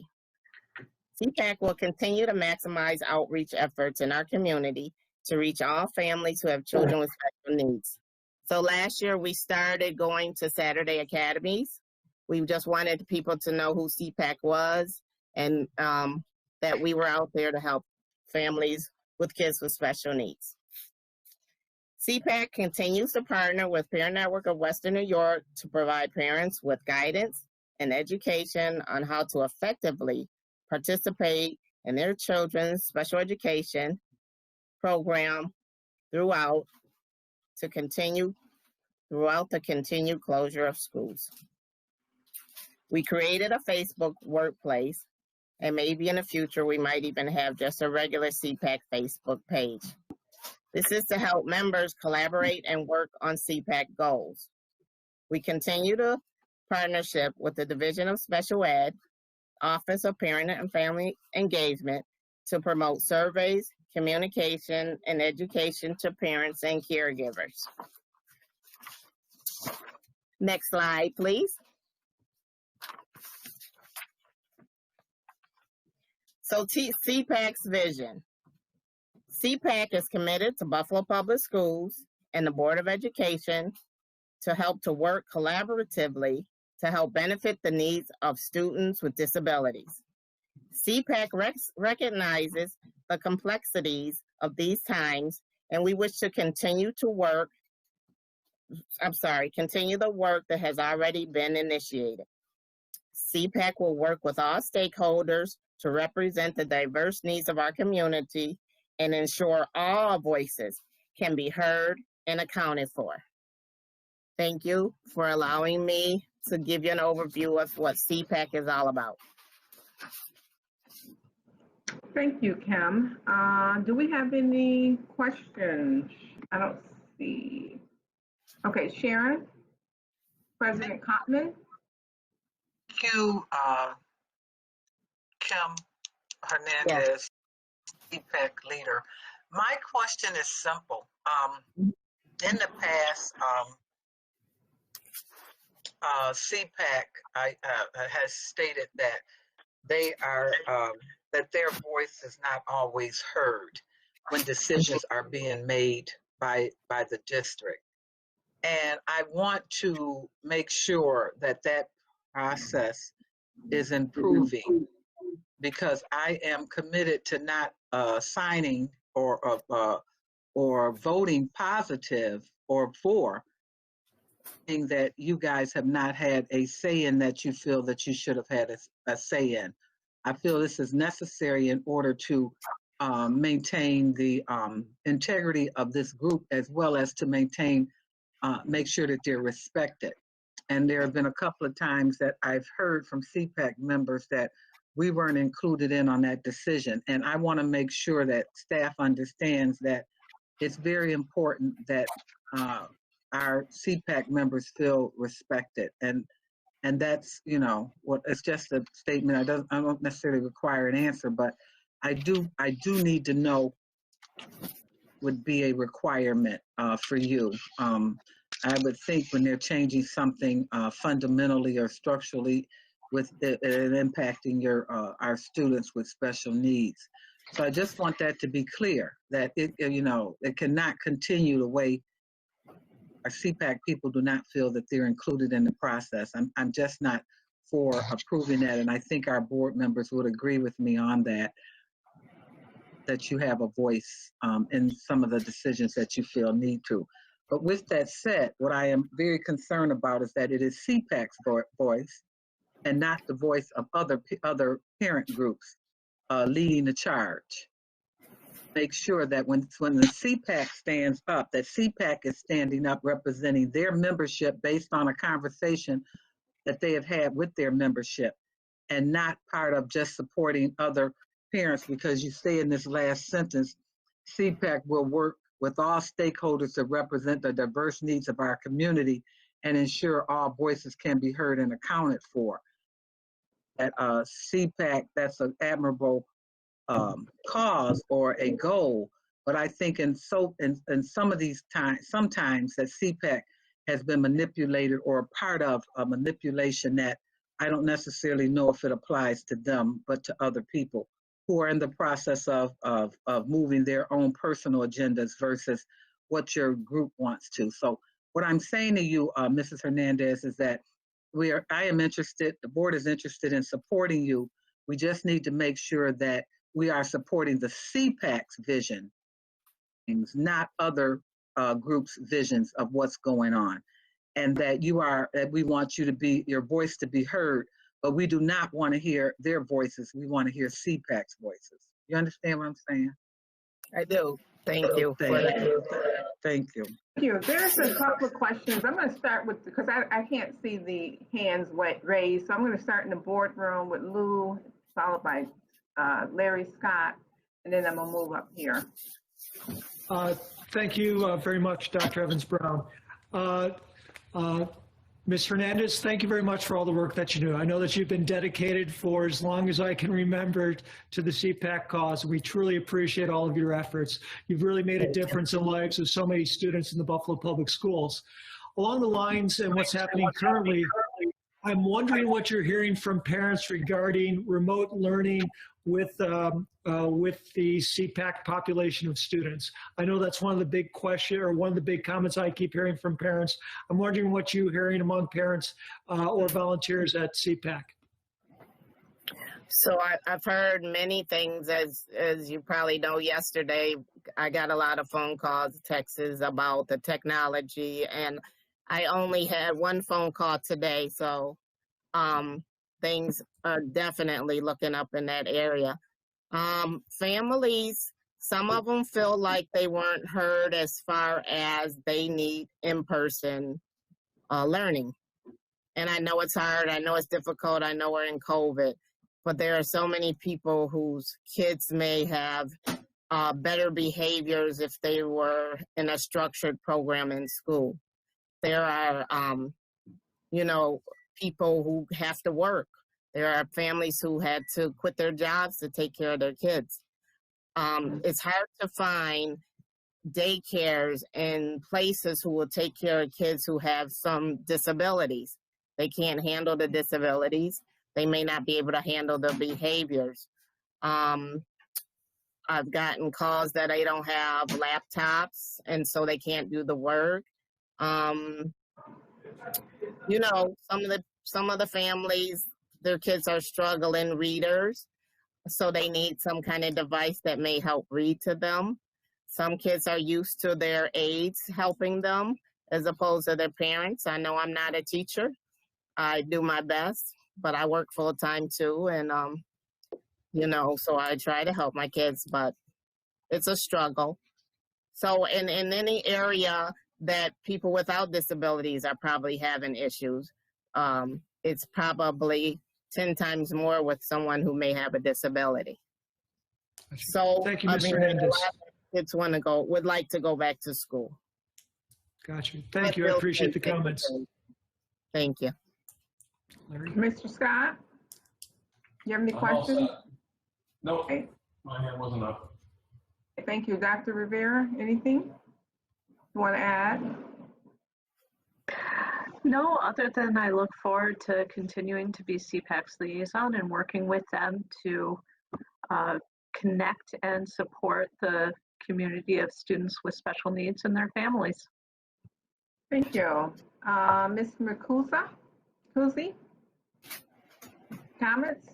No questions right now. I do want to just put on your radar, Ms. Hernandez, that I'd like to have a conversation with you and maybe Ms. Botticelli or folks around how we can better schedule our therapies for our students and figure out ways where they're not taking away from the classes that they're in, math or science or whatever, how we can figure all that out. And just want to know if that's an issue for many parents as well. I know it's been one for myself, but I want to see if that's also an issue for others and what we're doing around that. I'm available anytime. As far as my own children, my children are in high school, and they kind of would like me to discontinue some of the therapy because it's embarrassing. I have a lot of families who like the therapy to be in person because it's hard to get the true benefit of the therapy via, virtually. So, yeah, we have families struggling. I could address it a little bit too. We have directed our therapists to really look at the schedules to make sure that students aren't being pulled from the core subject areas. There are times if there's students that receive multiple therapies that it's very difficult to avoid pulling them out of some of their core subjects, but for the most part, they're trying not to do that.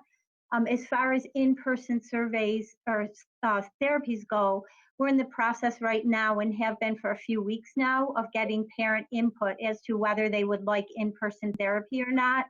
Tomorrow, we're sending home a mailing with a link to the survey to the approximately 3,500 families who have not yet responded, or actually 3,000 families. We've had about 1,500 families respond to the survey.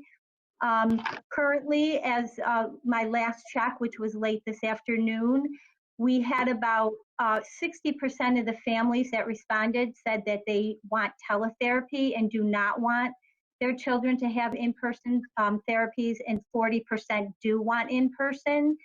So we're looking at a plan of how that may be possible. Parents who are opting for in-person don't necessarily want the district to transport their students. They're not loving the idea of their student going on a bus, but we're asking those questions, and we are hoping to get a much greater response after this mailing that should be going home Friday afternoon. Ms. Holscher, I'm sorry, one more question. When you decide, for those who have multiple therapies, when you decide for those children what classes, is best for them to be taken out of, say, from 6th grade down, do you go with like, okay, we leave math alone, or is it for like as an individual in particular? Because I think that's where my struggle is, because having math and social studies and ELA with the schedule the way it is, there's almost no time for 3 therapies to be put in without, taking away from somewhere. I understand, teachers understand, but I'd like to know the process. Do you look at, a particular child and say, this is the subject they're struggling in, so we will not pull them out of that subject? Sure, so we've advised the therapist to talk, to the teachers to see. So our first thought is not to pull out a core if at all possible. We'd rather that we were pulling them maybe during a independent period or some asynchronous instruction where the student was working independently. So we're really trying to avoid any synchronous times or core subject areas.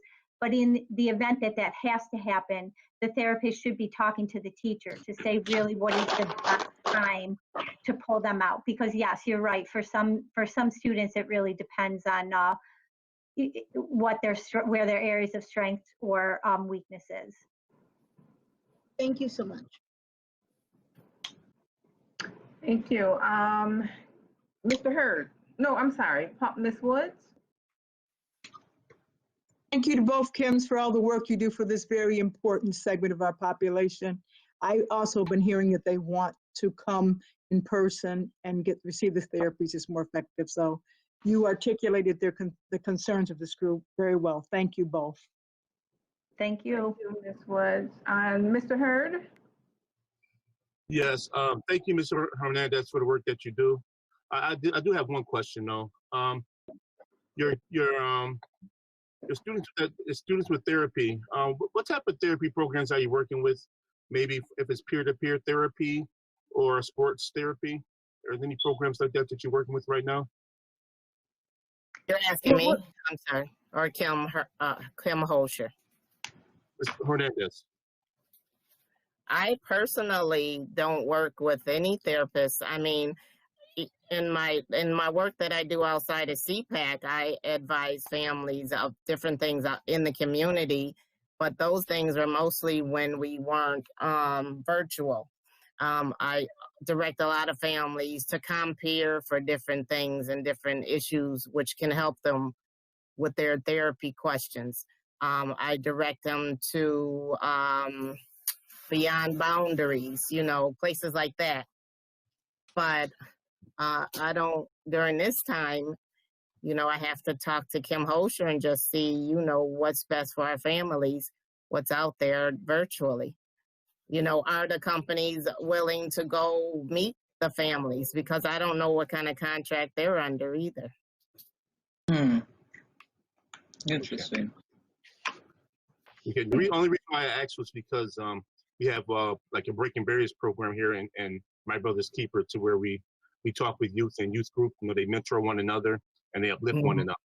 I like to know, was any programs like that you was working with, or any type of sports program? You know that sports is it's used to build morale within students and belief within one student himself or herself. So if anything like that you know of, or that was consistent with your program. No, I would love, I think peer-to-peer is so important. And I know my own kids have used it when they were younger, but I don't really know of any. I have had the presentation that you're speaking of, Beyond Boundaries, and it was really a nice program for kids. But I wish we had more of those kind of programs. Okay. Okay, thank you so much. You're welcome. Thank you. So that really concludes this portion of student achievement. Can I ask one more question, please? That's burning in my mind. Yes, President Cotman. Sorry. So please tell me if we know that 40% of the parents currently already have admitted or have agreed that they want the therapy to be one-on-one in person. Is there a possibility of changing the therapist hours to accommodate the families? So right now, But the children don't miss studying is what I'm saying. Yeah. So our speech therapists are Buffalo school employees. They are working under the BTF contract, so they have those hours contractually. OT and PT is offered through a contract through APOT, which is Associated Physical and Occupational Therapy. At the current time, we've only ever asked them to do school hours, but that is certainly something we could look into. And is it possible to ask for MOU, the speech therapist, so that X amount of days a week they can accommodate these children? Because before that I was on a statewide conversation about this, and actually it was a legal conversation as I started recalling it. It's an issue associated, a big issue associated with liability. And for our children, if the need is expressed, I believe that we are under obligation, according to what we were told in this law seminar that was held by New York State School Board Association, that we have to accommodate them. So I really want us to look into that, because I don't want any surprises down the road. And New York State Association can provide you with any information you need on that. But I really am concerned about the liability that's exposed to us not meeting the needs of these children in a proper way. Okay, thank you. Thank you. May I say something, please? Yes. I'm sorry. Cpac, at first, we've been at the table in the reopening committees, but a big ask of many of our families is that we work hard to try to get our families in school. So I think some members have felt that we didn't really talk about getting in school. I mean, I know we talked about it, but there's not a clear plan that's going to keep our kids safe and allow them to go to school. So that's part of what I was speaking on out as a Cpac member. And on the therapy side, there's a place called Sensational Fun. So I'm changing the subject. Sensational Fun. And also community health workers has peer-to-peer, I believe. Okay. Thank you. All right, well, thank you so much. That does conclude the student achievement portion of this meeting. Thank you. Yes. Mary? President Cotman? Okay, we'll turn it over now to educational support, Mr. Hurd. So it's 7:12, so let's try to make sure we don't do a lot of editorializing today, and let's try to get as much as we can done in within an hour, okay? Thank you. Hello, everyone. Thank you for the Education Support Committee meeting. It's begun. To start it off, I know that we have a lot of organizations that come and help with the City of Buffalo and Buffalo Public Schools and partner with us. But I would just like to say a special thanks to my old comrades and to the Buffalo Bills and Jerry Hughes with the announcement that Pagulas came and helped with over 4,500 devices that we need in the Buffalo Public School District. So I'd like to say thank you to their efforts and to help in our district, looking to see our needs, and the Pagula family and Jerry Hughes for being the vocal person for help establishing this. So my personal sentiments go out to you once again, and thanks to Buffalo Bills for helping out the Buffalo Public Schools. Thank you. Okay. Now, the beginning of Education Support Committee is the instructional remote learning presentation. And I'm going to, the reason why we felt this was necessary was because we have a lot of tools that parents need to understand about going forward, how to do remote learning. And we know that's been an issue for some parents here in our district and across the country about remote learning, how to utilize the material, how to access it.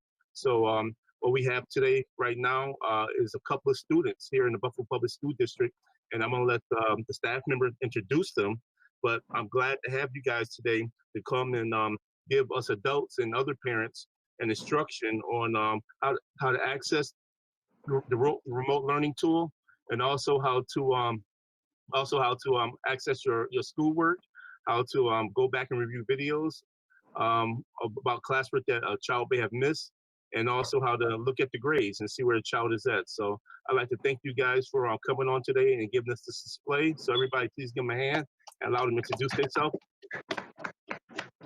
Let me start with that, please, because I set it up with my staff, Terrence. That's how we do that in the committee, so I appreciate it. Myra Burden, as you know, is our chief technology officer, has done a terrific job with compared to other large school districts, a scaled back staff. So she doesn't have nearly the staff numbers that many large urban school districts have in this important department. But she has a lot of great soldiers, and then she's done something very smart, very intelligent, and begun to train students in helping staff and helping teachers and so forth. So that just to me is a brilliant idea, because students in this technology era are extremely bright. They're genius in this area. So without further ado, Myra, Ms. Burden, if you would introduce your students and tell us a little bit about what they will do.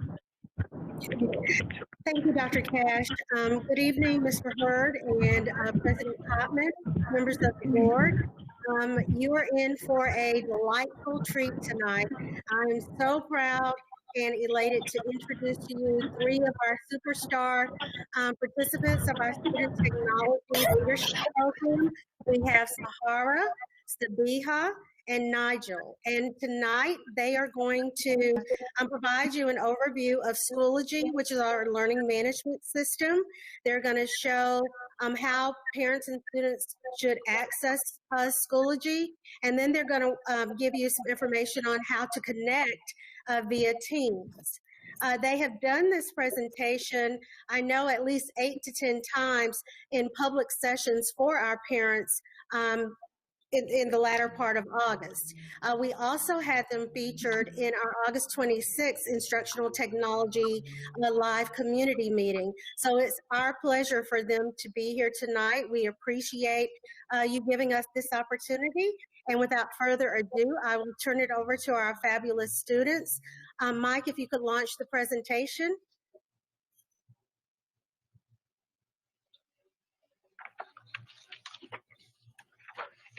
Good evening, everyone. My name is Sabiha, and today we are going to be presenting Introduction to Schoology for Parents and Families. Today, I'll be joined by Sahara Ali. Next slide.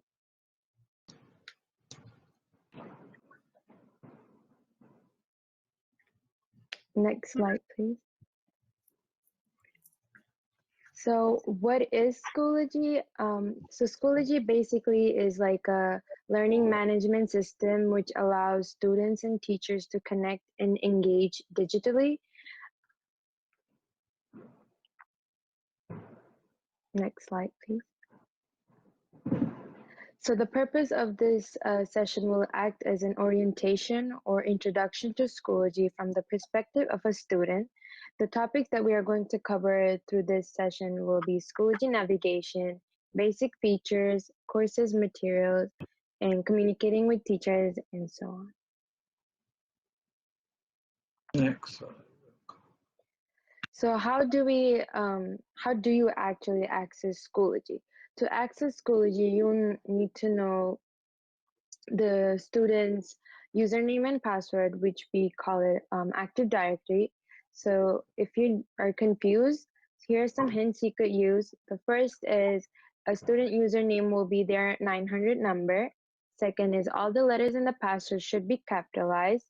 Third, if you do not know the username or the password, you can contact the teacher or call 716-816-7100, and then you're going to press option 1. Make sure you're ready to prepare to provide the date of birth of the student. Next slide, please. Good evening, everyone. My name is Sahara, and I'll be showing you ways to access Schoology. Next slide, please. There are 4 ways to log into Schoology. The first way is by using the Schoology QR login badge on an iPad. The second way is by using the Schoology QR login badge on a computer. The third way is through Clever. And the fourth way is by visiting schoology.buffaloschools.org in a web browser, preferably Google Chrome. Next slide, please. You may be wondering what a Schoology QR login badge is. The Schoology QR code makes the process of logging into Schoology way easier for the student. Your child's teacher will provide their Schoology QR code.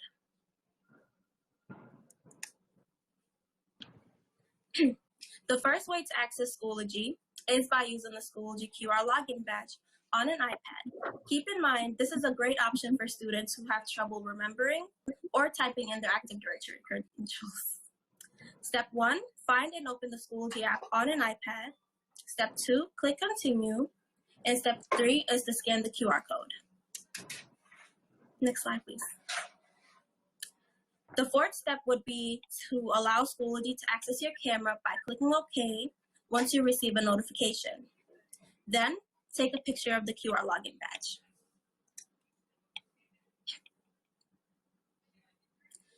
The second way to log into Schoology is by using the QR login badge on a computer. The third way is the first step is to go to Google Chrome browser and visit apps.schoology.org. Then, click Scan QR code.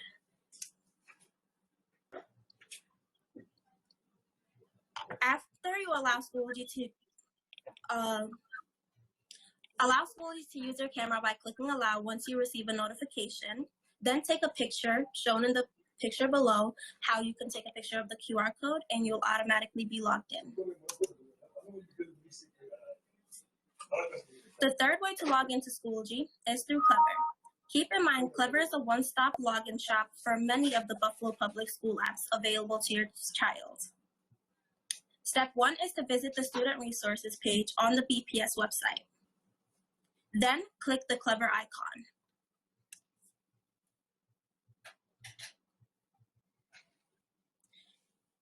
The third step would be, it'll ask you if you want to log in with Active Directory or the Clever login badge, if your teacher has given you a Clever login badge. If you chose the Active Directory, then log in with your Active Directory credentials, also known as the 900 number. If you click the Clever login badge, allow Clever to access your camera by clicking allow, and then take a picture of the QR code. Once you're logged into Clever, scroll down to BPS app and then find the Schoology logo, click on it, and you're automatically logged into Schoology. The fourth way to access Schoology is through schoology.buffaloschools.org. The first step would be to go to Google Chrome or a similar browser, visit schoology.buffaloschools.org, then log in with your Active Directory credentials. So there are different components of Schoology. Next slide, please. So here, this is an example of the main page of Schoology. This is what the Schoology looks like when you log into it.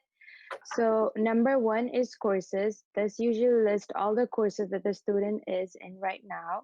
Number two is group. Groups is usually when the student is part of any clubs or is any members of any group in the school. It's going to show in that. Number three is calendar. It shows any assignments or events that are coming up soon. Number four is messages. It shows any messages to you from the teachers. Number five is notification. It shows any new activity in your courses. For example, the teacher has posted new assignments to the student. Number six is reminders. It usually reminds the student of any upcoming assignments. Number seven is upcoming. It usually lists assignments, due dates, and events that are coming up soon. Next slide, please. So here in this slide, we are going to talk more in depth of what an upcoming is. So first of all, you could see that upcoming also shows if there's any events that are coming up. For example, virtual class meetings, after school meetings, pep rally, etc. It also goes for assignments as well. If the teacher assigned, for example, English essay, math worksheet, and presentation, and etc., it's going to show when is the due date and the time as well.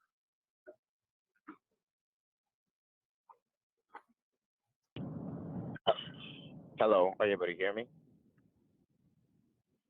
Yes. Yes, Nigel. Okay, thank you. Good evening, everybody. My name is Tadiona Nigel Tigere, and I'll be presenting this section of the slide. Schoology courses.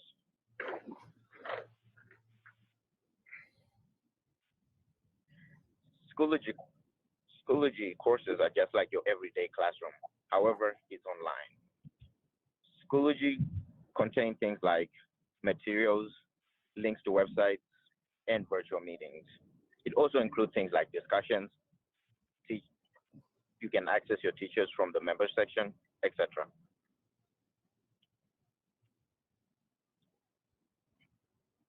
Accessing Schoology courses. On a laptop, you should see a top bar that says courses, groups, resources, and grades. You click on courses, and it shows you a brief amount of your courses.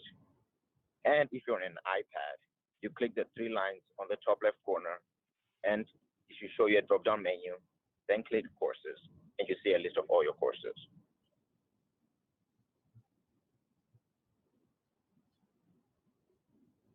Now, let's say you can't see all your courses on a laptop. Well, you can just press My Courses on the top right corner, highlighted in blue, and it will show you all the list of all your courses. However, it's in alphabetical order.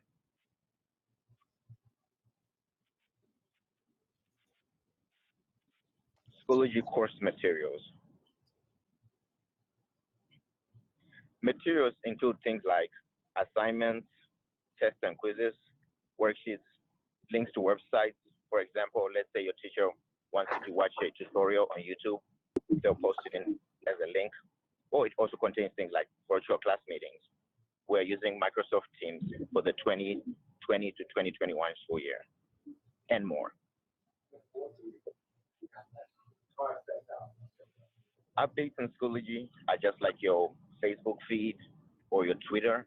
It's like where all the teachers post an update or a quick announcement. Let's say a rough draft that's due tomorrow morning, but you don't have to submit it as an assignment.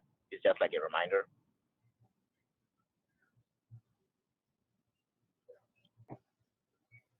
The members section on Schoology shows you a list of all the participants in a course or in a group. You can message your teacher, however, you cannot message other students. You can message your teacher by clicking the little gear icon on the right-hand side next to their name, then press send message. Next slide, please. And let's say on an iPad, and you can't find the gear icon. You can just press their profile picture, and then it show you a box where you can type in your message. And please don't forget to create a subject what let you send anything.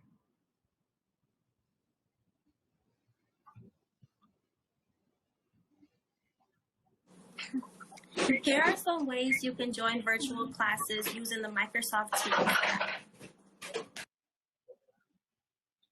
So this year, the students and the teachers are going to be using Microsoft Teams. So Microsoft Teams is a video conferencing software that all the BPS students and staff will use for their virtual class meetings this year. Next. To access virtual class meeting, what is going to happen is the teachers are going to provide links to their courses in Schoology. It's mostly going to be in materials or updates, and then the student have to click the link to join the classes.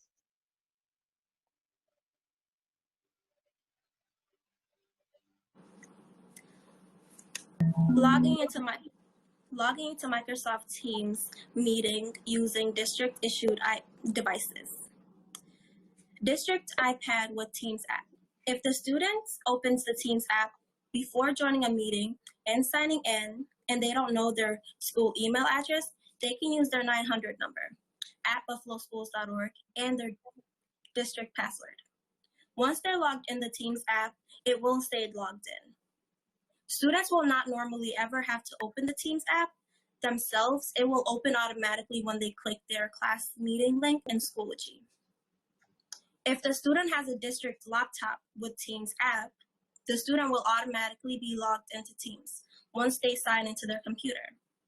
Students will find their Teams meeting link in their Schoology courses. If the child has a district laptop without the Teams app, then the student should log into Microsoft Office 365 and check Stay Signed In. After logging in, they will be able to join Teams meeting by clicking on their class meeting link in Schoology. If you're having trouble with Microsoft Teams, here are a few things you can do. First, reset your device. Then, if you have the app installed on your iPad or laptop, log into Microsoft Teams. Thank you for joining our presentation. I hope you enjoyed. If you have any questions, you can let us know. Wonderful presentation. Did anybody have any questions? I'm looking for hands raised at this time. Okay, I don't see any hands raised, but I'd like to say a wonderful presentation. I'd like to thank you. Lawrence Larry has a question. Okay, I'm sorry. I just want to make a quick comment that I brought my boys to the technology hub on South Park Ave, where the student technology leaders were also assisting students and families and exchanging devices and getting set up on those devices. And it was very well organized, and the students did a phenomenal job. So it's your work and what you're doing, what you just presented today, is absolutely necessary at this time and certainly appreciated. And one thing that I would like us to consider, over the past few days, I've seen something remarkable on the Buffalo Parent-Teacher Organization Facebook page, with teachers and administrators and parents just really supporting each other and helping each other, guiding each other.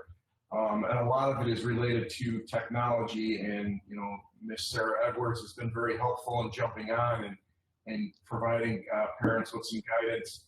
And I'm just wondering if maybe down the road an opportunity for our student technology leaders to have sort of a chat room where parents and other students perhaps can go to get direct feedback on technology issues that they're experiencing.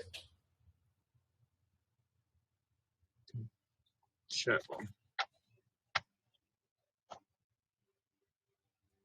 Mr. Scott, that is a wonderful idea, duly noted, and we will definitely take that back and make it a reality. Thank you. Any more hands raised? Can I say thank you to our children on behalf of the board? Thank you, young people, for your excellence. We appreciate you so much. Thank you. Okay, I think that's the end of the comments. So I would like to say, I'll just like to add that you guys are doing wonderful work. Dr. Burden, I'd like to thank you for working with our children, especially who gave us leadership today and been giving leadership, throughout this remote learning phase that we're going through. I know that it's a phase and it's something that we all have to go through. And I don't understand, we took a lot of phone calls, a lot of emails about parents who don't understand how to utilize the equipment, the program, don't understand what really Schoology is or understand how to access it. And a lot of the children are actually taking the role, of being their own educators. As logging in and trying to keep up with work and trying to stay awake during class time and something we talked about the code of conduct earlier. I don't know if you guys heard it or not, but we talked about the code of conduct a little bit and how to use proper adequacy, while being online and things like that. So not going too deep into it, but you guys are leaders, to your schools, to your staff, and I commend you, for the work that you're doing and working with Dr. Burden with this. So thank you again, and I guess we'll let Dr. Burden finish off with this. Thank you, Mr. Hurd, and thank you for the support. I obviously would be remiss if I did not acknowledge the support of Dr. Cash, my colleagues, my team, and everyone that has been supportive and assistive as we've gone through supporting remote learning with technology. The ASLs have been tremendous. The principals have been amazing in being creative when we've had those technology glitches. Ann Botticelli has been tremendous in assisting me from the instructional side. So I thank you for the comments. I thank you for the support. I thank the board for the support. But again, I would be remiss if I did not acknowledge my amazing colleagues, my team, who are the boots on the ground every day, and then obviously the support of Dr. Cash. Thank you. And pat yourself on the back too, Myra. You deserve it. Yes, Myra. Thank you. Absolutely. Absolutely. I would like to also say be patient to the parents because, we don't learn everything in one day. So take your time with learning technology. I know it seems like it's thrown on you and that, but we're all in this together and we have enough support here with the district that can help you through whatever issues that you're having. And I did want to speak about some of the support things tonight, but I don't know if we can, where we have time at this time. But some of the support mechanisms that's made for the parents so that you don't give up or your children don't give up. That if actually Dr. Darren Brown Hall, if you can just talk about the parent receiving help from the school, that someone's going to be assigned to them from each school. Yeah, Ann Botticelli went over that in detail last week about the family liaisons that we were assigning. All board members asked questions about that. We went into detail about that. So every school, their principals are assigning family liaisons, and those family liaisons have been reaching out to those families to see if there's anything they need, support along those lines. So that is in place, and that has already started. Okay. And I know that board members are still taking questions about children K-1 by receiving tablets. That's going to be in late September, just to heard that.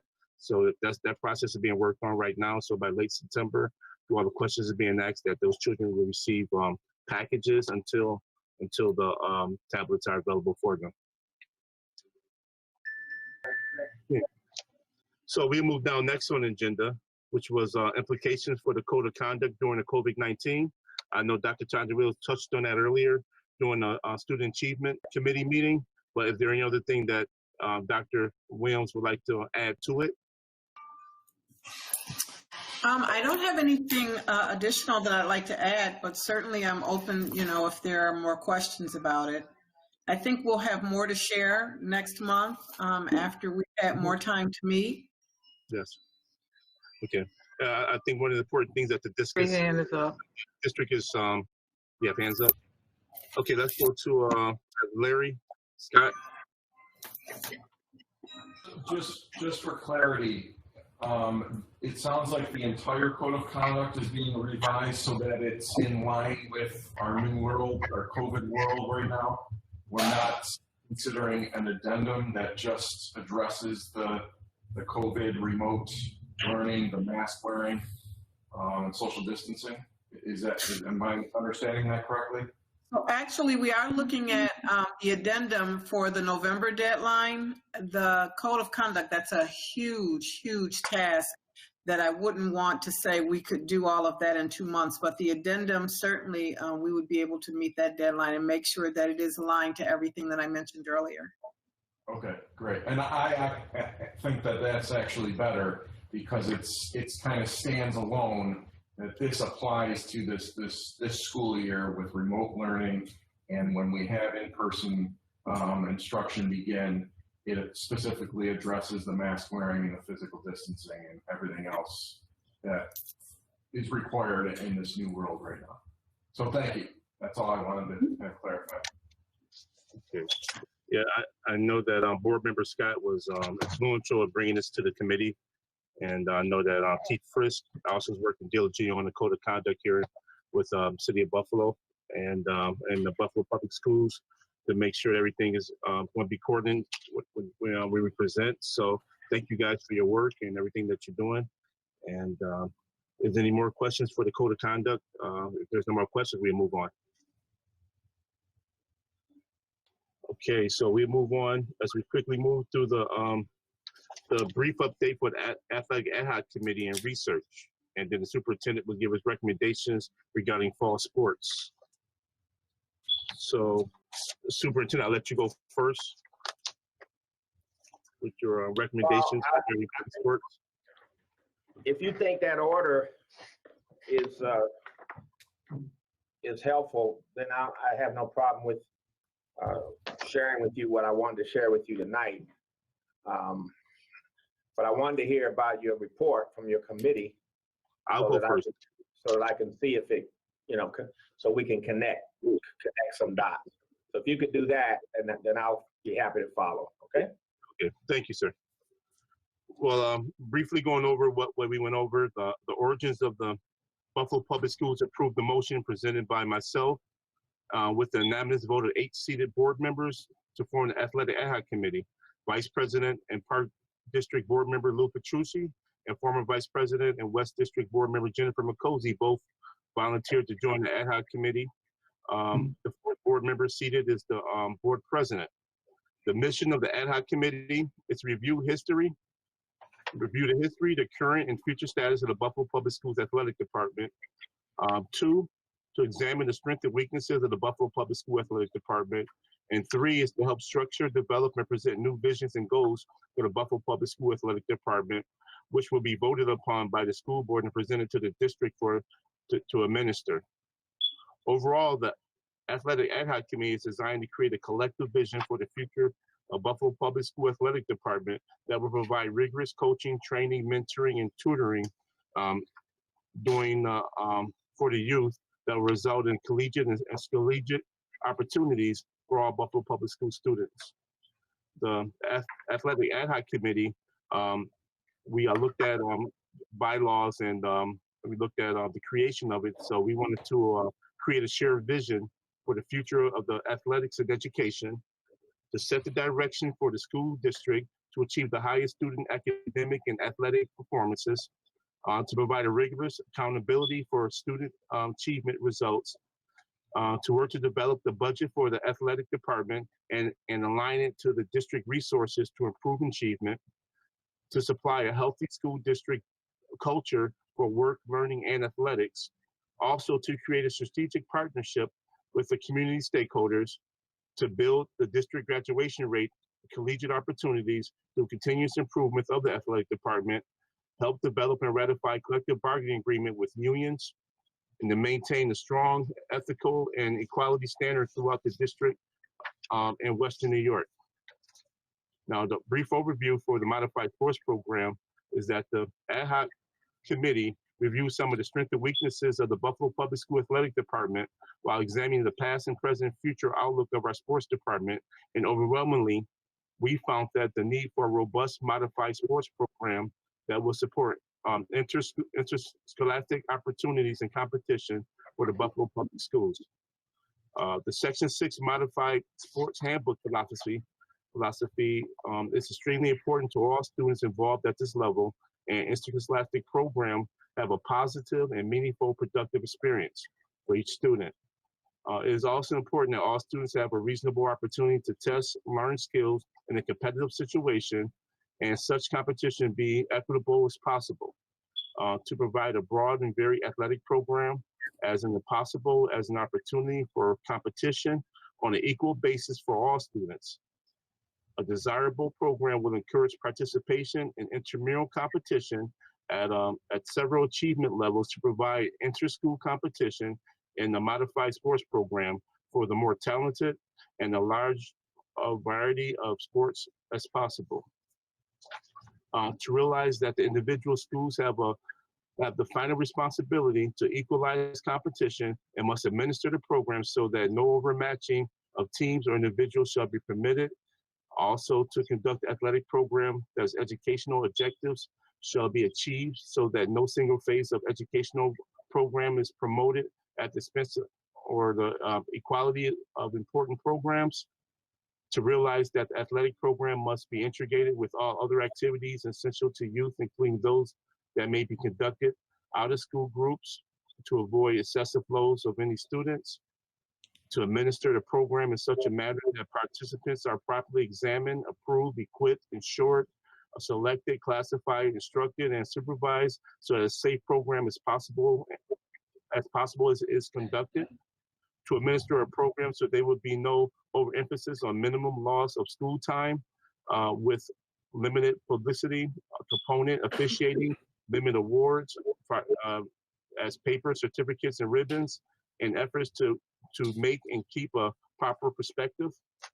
To provide a qualified facility leadership that understands the teaching of sports to age groups, the objective of this modified program, and the emphasis on safety procedures.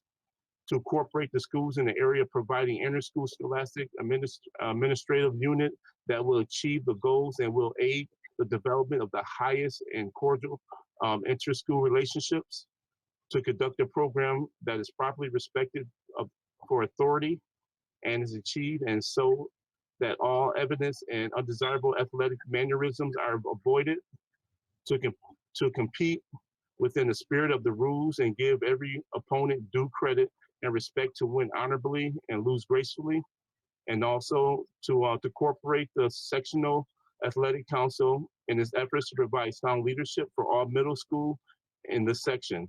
No league or sectional team or individual championships are to be conducted. Now, establishing and revising this program within the Buffalo Public Schools is relevant to remain compliance with the district equality resolution that was presented by the school board president and approved by the Buffalo Public School Board in 2020 of this year. The athletic ad hoc explored the current accredited athletic programs that is governed by the Section 6 Athletic Council, which are baseball, basketball, cross country, field hockey, football, lacrosse, soccer, softball, swimming, track and field, volleyball, and wrestling.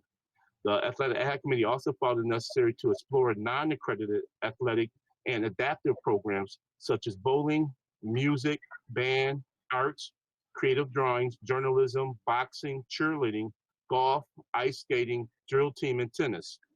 These non-accredited programs could become accredited once four Section 6 districts request these programs in their district. We have found we have found to have some very friendly and charismatic allies in Western New York District who wishes to work together to expand their programs. Also, the Buffalo Public Schools can still offer these programs on a club level, which means that we can offer a sport and have an interleague competition within our district. The Athletic Ad Hoc Committee also exploring having introduction to athletics, which will incorporate coaching, training, mentoring, and tutoring programs starting at the 6th grade, in which Buffalo Public School students will start taking AP classes in preparation for their collegiate opportunities. And the 7th and 8th grade programs will strictly follow the New York State High School Athletic Association and the Section 6 guidelines. Also, the modified sports program operates out of every division in the state section programs, and that is represented within the Section 6. The Athletic Ad Hoc Committee Board has held weekly meetings and have consulted with state and school officials, committed research and utilizing the input of literature from coaches, community. Achieving these goals, the Buffalo Public Schools will aggressively work to create a junior high to collegiate pipeline. That's the junior high to collegiate pipeline. The Athletic Ad Hoc Committee feels that this program is necessary for Buffalo Public Schools to help the student retention, collegiate preparatory and advancement, and higher academic performance goals, higher graduation goals, community involvement, and build morale within our school and our teaching population to help stop the school to prison pipeline. That concludes our brief statement. What kind of statement? Brief.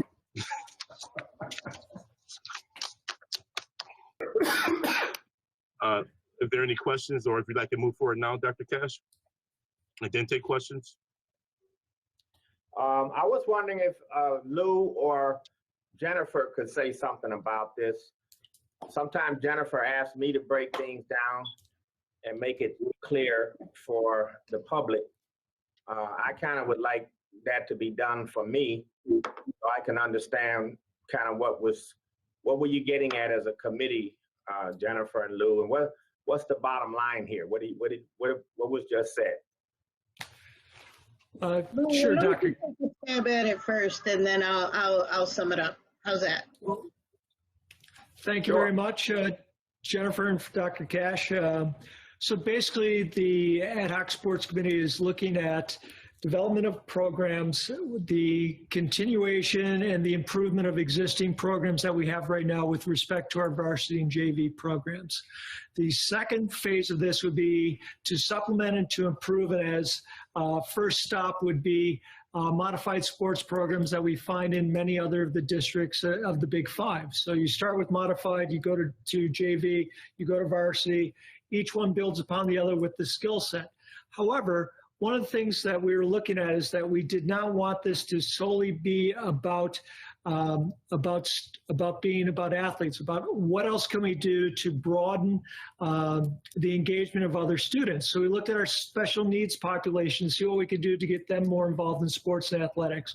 We looked to try to see what we could do to develop programs and training for children that may not want to play junior varsity or modified, but just may want to have like a 6-week course where they do jazzercise or whatever it may be, something along those lines. But also realizing that oftentimes sports touches upon many other things, such as music and production and coordination and journalism and interviews and putting things out, and whether it's the printing up of flyers and planning and coordinating all those things together. Think about, and I'll use Terrence had mentioned the Buffalo Bills. Think about all the things that happen when you go to a Bills game. You go there and there's a flyer and there's a brochure and you see the stuff that's up on the marquee, and there's music and there's a coordination of all the different efforts, and someone's writing up the press release before and afterwards and the achievements, and someone's keeping stats and what the children have achieved, and someone's designed t-shirts and someone's designed a hat, and then during halftime you had a production for the band or for the music, for the dance, whatever it may be. And that's what we see in a lot of other schools or other districts.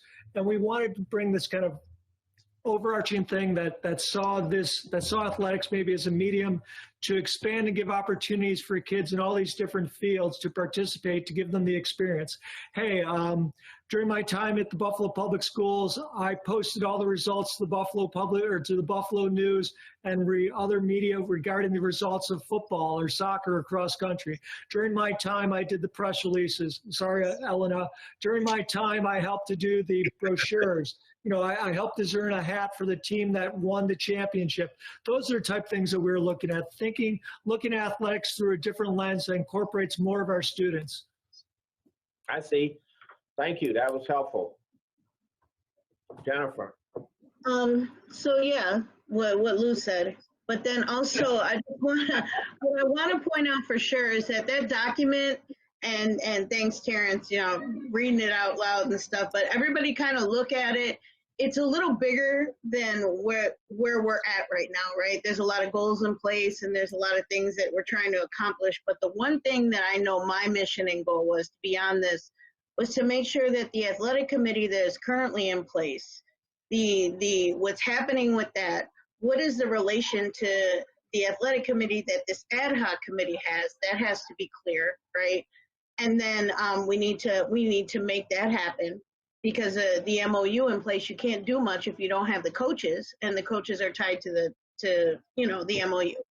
So right. that was, you know, that's what we all decided, and you guys correct me if I'm wrong, that's like the nitty gritty right there, right? So that has to happen before anything that Terrence read or anything that we have going on and thinking about, you know, goes down. And what Lou is really correct on is, as we started looking forward to, you know, a modified sports program would be great and it works well in other districts, how does it work here? Everything that Lou mentioned became really clear, that there's other avenues other than physically being on the field that people can, you know, that students can get into and can start early on, where you don't have to be, you know, freshmen or start at a junior varsity level. So for me, just based on where we've been and what we've been talking about, I'm, you know, starting to see that the number one goal in my eyes is that we need to really collaborate with the district again around getting this MOU signed so that we can start any type of process around athletics, that we connect the current athletic committee, which is working on just the basics of how we're hiring coaches, where we're hiring coaches from, you know, how we go about it, making sure all of us are on the same page with, you know, the rubrics that were in place, the makeup of the committee being of both the BTF and the district, and how we collaborated so well in such a short period of time. So to me, the modified sports has to happen, needs to happen with the district's idea of what they've been doing or what we've already currently had in place is scattered. We found out, you know, some schools do it, some schools do not. To make that a universal thing across the board.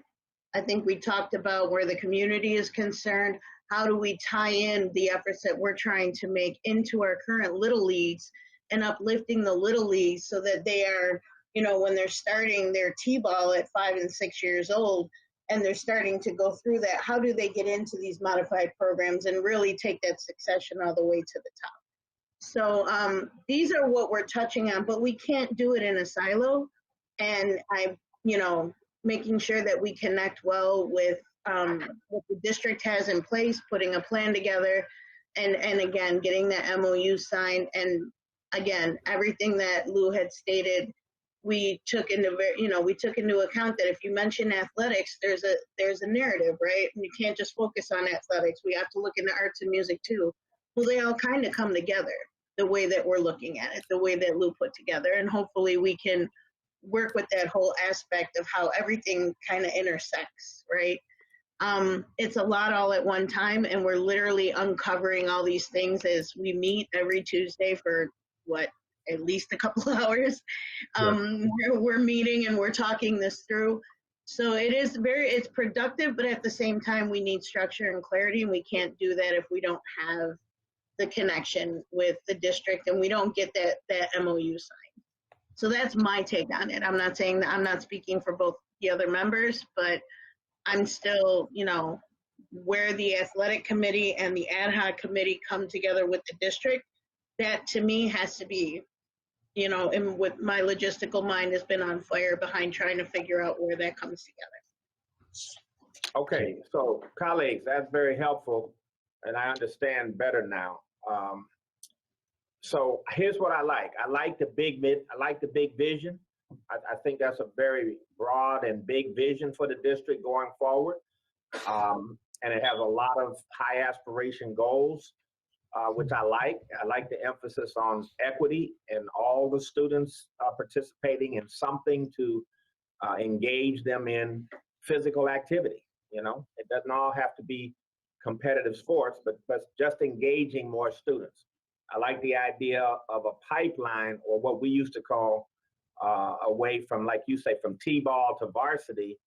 If you're interested in a particular activity or a sport, how does that chain look? What does it look like? What kind of coaching, what kind of training are you going to get along that continuum? So all of that is positive.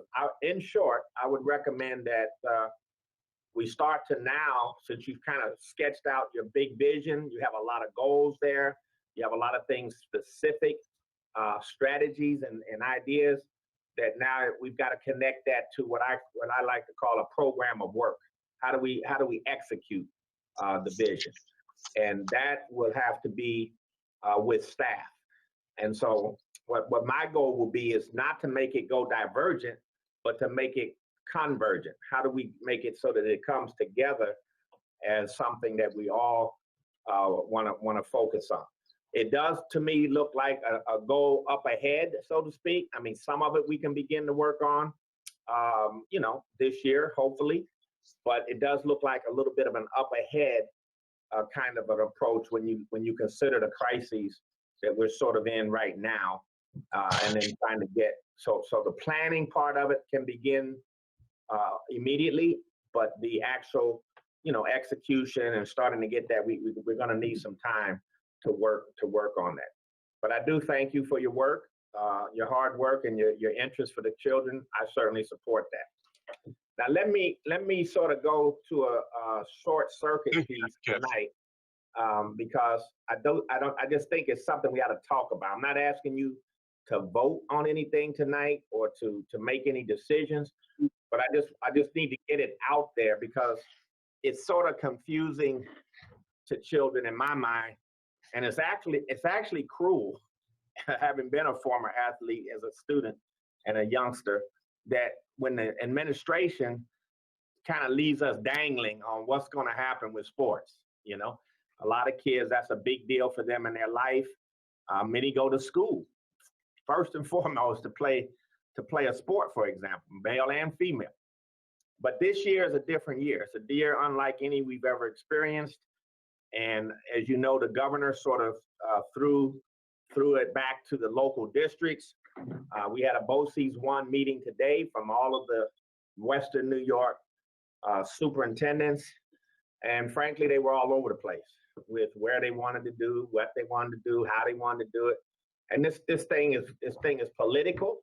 It has a lot of implications for funds in a district, whether you get a levy passed or a bond rating passed. If you're a small district, for example, Friday night football is a big deal all over America. Always has been, you know, and then the other sports, soccer is a rising sport. All of these things that happen in America traditionally with high school sports is now at a decision point. If it were left to me, for a whole host of reasons, particularly our population, I would have canceled fall sports right outright. Wouldn't have had a lot of thought about it. And I would have said to the committee, come spring or come after January, let's see if we could do a modified 10-week schedule for some of these sports and see where we are with the pandemic at that point, and like, because I would like students to have an opportunity to participate if they can, but there's certain sports, especially that are high risk, and many of them happen in the fall. So there were two things that I asked in the meantime, since the governor made that decision to hold and you know, if you're a district, you want to do it, you can do it. If you don't want to do it, you don't have to do it. It's kind of what he said. But let me just say this to you. We always said that we were going to lead with science. We said that. We weren't going to lead with emotion. We weren't going to lead with, you know, sort of psychological, emotional feelings about these things for our kids, you see. And the science is pretty heavy. The other thing is what would be needed. So there were two questions that I asked. What do we know about COVID when it affects student athletes? Because the reason I wanted to know that answer, or I had that question, is because a lot of the colleges and universities have canceled football, for example. They've canceled it all across the country. The Big Ten is a big example. And they've done that for some scientific-based reasons. And one of the things that we're learning, because there's so much we still don't know about COVID, but one of the things we're learning, I'm just going to break the science down to you, is that if you have had COVID as a student athlete, whether it's mild or a more serious case of it, there's some evidence emerging that it does damage to other organs even after you've recovered. So the heart, for example, myocarditis and pulmonary damage is not uncommon in athletes who have had bouts of COVID. It only takes one. And then what we're doing, we were rushing them back, coming back to campus to begin play. And so a lot of the campuses canceled, not because of just the general issue of COVID being still present in the population, but because student athletes were being rushed back into play, and they had their pulmonary issues were still questionable, and they had not recovered. And so now you have your student athlete at risk of some very severe outcomes if pushed back into play. So that was one issue. The next question I had is, well, what would it take if everybody did say they wanted to play football, soccer, sports where we know there's all those fluids coming forward? That's what happens in football. Everything comes forward. And what would we have to do? And our health council advisory physician said you would need to test twice a week minimally. You would have to have a very strict testing protocol for all of your student athletes, for all of your coaches, and for all of the assistants and so forth. Twice a week for the duration of the season. So let's just say that's 12 weeks. And when I said, well, how much would that cost? And it's just prohibitive. It's just prohibitive. And then the same issue is for all of our staff and all of our students, because if we haven't come in to school in person, we're starting the year virtual, then how do we risk having students start to contact and play amongst each other and so forth? That's sort of the overlapping question. So long story short, this isn't emotional for me. It's emotional in the sense that I hate to see kids deprived of playing something they love.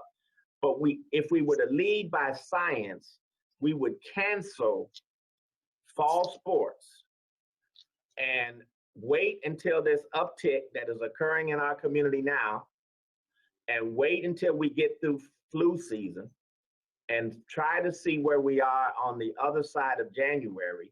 And we could still have, because the Section 6 people and all of the New York State Athletic Association has put together a plan B, and they are trying to work it out with that.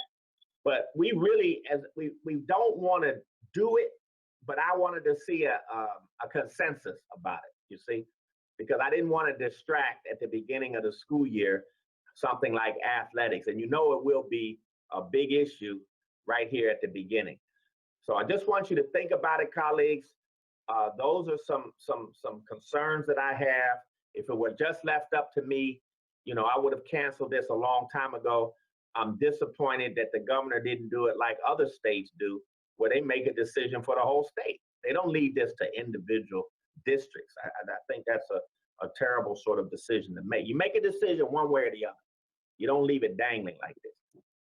So those are my thoughts. I didn't want to get out ahead of the board. Section 6 have been asking me, what's my decision? What do I want to do? What is Buffalo going to do? What is Buffalo going to do?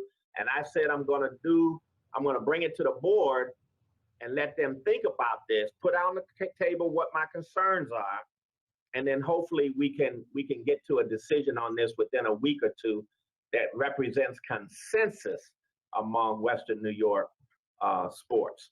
I don't want to pick at it. Well, cross country you can do, but football, no. Soccer, no. Well, maybe this and maybe that. And then here we go with one case. And in our district where we know the disease affects us disproportionately, we go home to fragile relatives living at home, and you have a case that then runs rampant to a family, would be something that I couldn't live with. I frankly couldn't live with that. So I just want to put, this is very serious. We have 180,000 deaths behind this disease, almost 6 million cases in this country alone. And I just think we have to err on the side of being extremely, extremely cautious.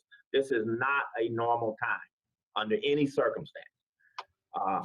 But that issue is going to start to grow in intensity now, is what I'm suggesting to you. I wanted to lay out my position tonight, and then give you some time to think about it as we head over these next couple of weeks. So Terrence, thank you for that opportunity. You have board members that may have questions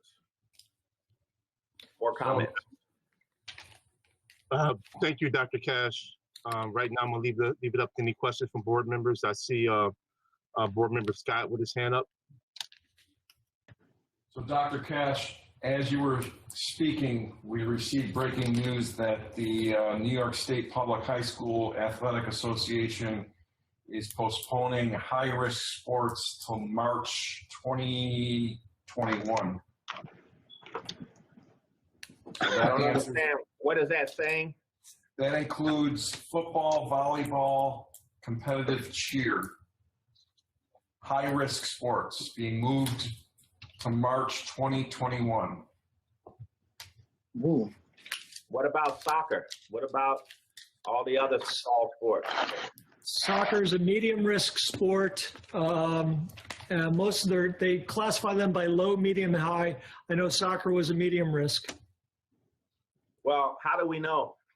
We've never done this. Who's making these classifications? I played New York soccer State before. Department of Health makes the classifications. Yeah, well, they haven't been through this either, frankly. I think that's superfluous classification. But thank you for that anyway. Like I said, I would cancel all of it until we know more about it. But thank you for that breaking news, Mr. Scott. I think at least that resolves for those sports. How you get volleyball in one classification and soccer into another is a bit beyond it to me. That's why I say all these are not scientifically based. Mr. Hurd, last word is yours, and thank you for your attention and kind consideration. I have a hand raised by President Cotman. Thank you. So my question is, has there been a conversation about coaches putting together virtual exercise program to keep these children engaged and physically fit, to keep their minds occupied? Wondering if that's not a possibility to do, to help make sure our young people, our minds are active, because this is a concern. There's nothing for them to do. And so I'm wondering if some very creative things on TV, people using cans of food as weights, sorts of things. And I'm just wondering, at least talk about, or you can consider what a virtual exercise program to keep our young people fit would look like for our athletes in our district, at least to get them ready in the event, maybe in the spring, open up or whatever. I just don't feel that we should just leave them out there. Yeah, I see two different questions there. One is we have PE built into the schedule. So those PE instructors are supposed to be creative in making sure that our kids get 60 minutes. I argue 60 minutes a day of physical exercise, movement, exercise, activity, and so forth. That's absolutely essential in our time. As far as student athletes, they say they can practice and all of that, but I just don't know. I don't know what that means, and we have to be careful there, and watch out for that. I hear your concern. Virtual. I said virtual. Our coaches would put together an exercise plan for our athletes. They typically would do it. They would work out with them an hour a day or something like that. In addition, because if you're an athlete, you're doing more than what most people do as far as working out. I'm concerned about our children and their minds, and I know that young idle minds is a playground for the devil, as they say on the old school. So I'm just trying to figure out, how do we, provide resources for these children and compensate in some way or another.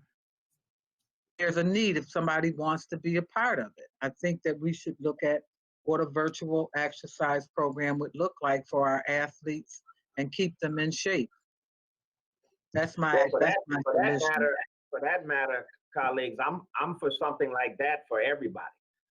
For the staff, I think staff need it. I think all of us could use a virtual hour every day where we're working out at our level of capacity. See, for me, I'd be doing something like this. I'd be moving my hands like that. That'd be my workout. but everybody should do something today. No, I'm serious. And because you have what's called the COVID problem, and it's affecting our health.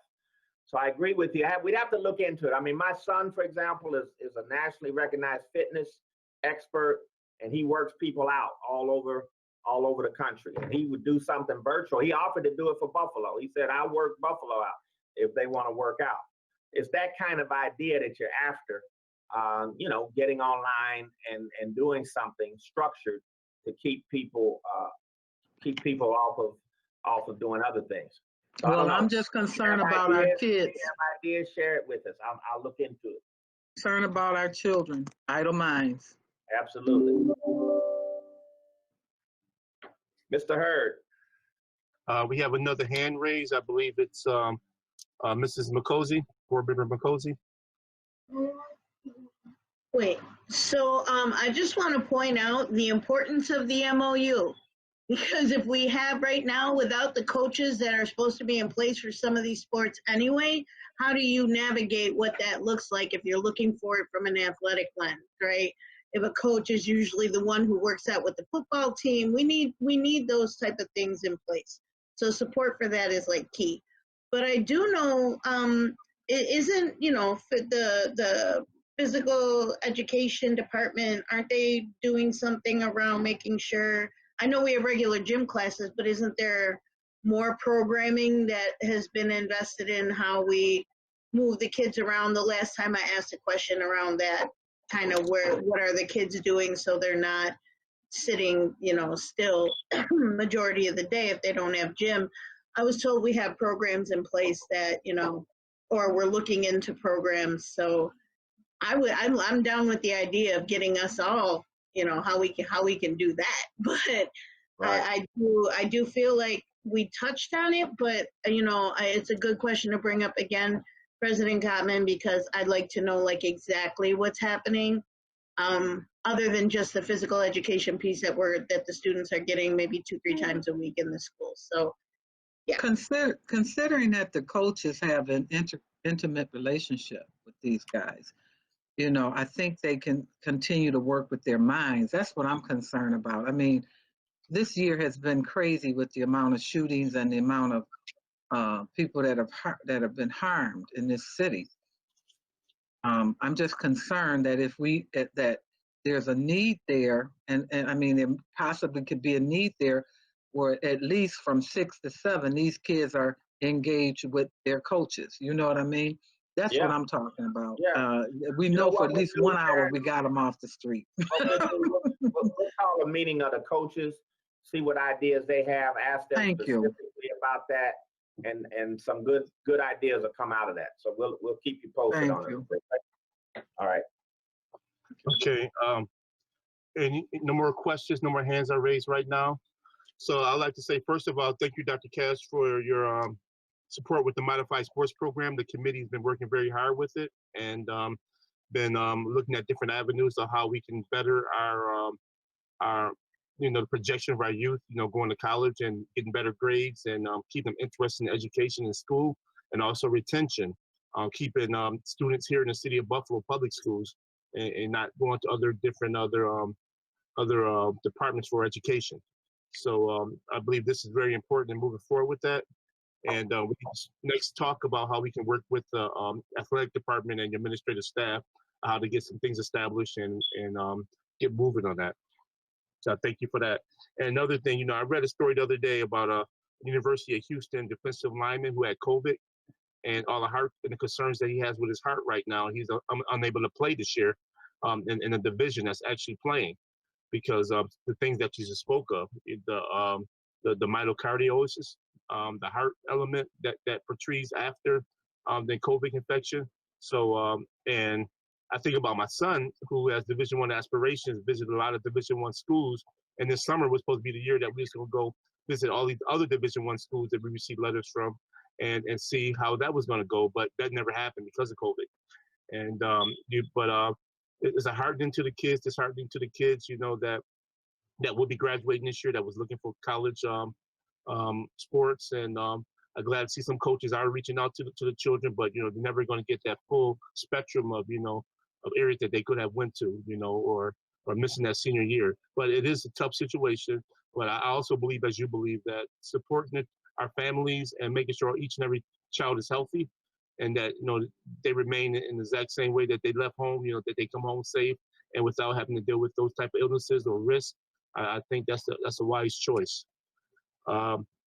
So thank you for your support. And one thing that Jennifer talked about is the MOU. Whatever we need to do to try to push the MOU. I know that the district submitted it to the union, but whatever we can do to get that MOU moving on, it'll be a lot easier way for us to move forward, as we plan for the future. So thank you again. Okay. Okay. Thank you. So we have one more discussion on the President Cotman brought up the robust communication with parents. And since you brought that up for the Educational Support Committee meeting, I'll go ahead and let you lead that. Are you talking about robocalls? Robust. Yeah, robust communication with parents, yes.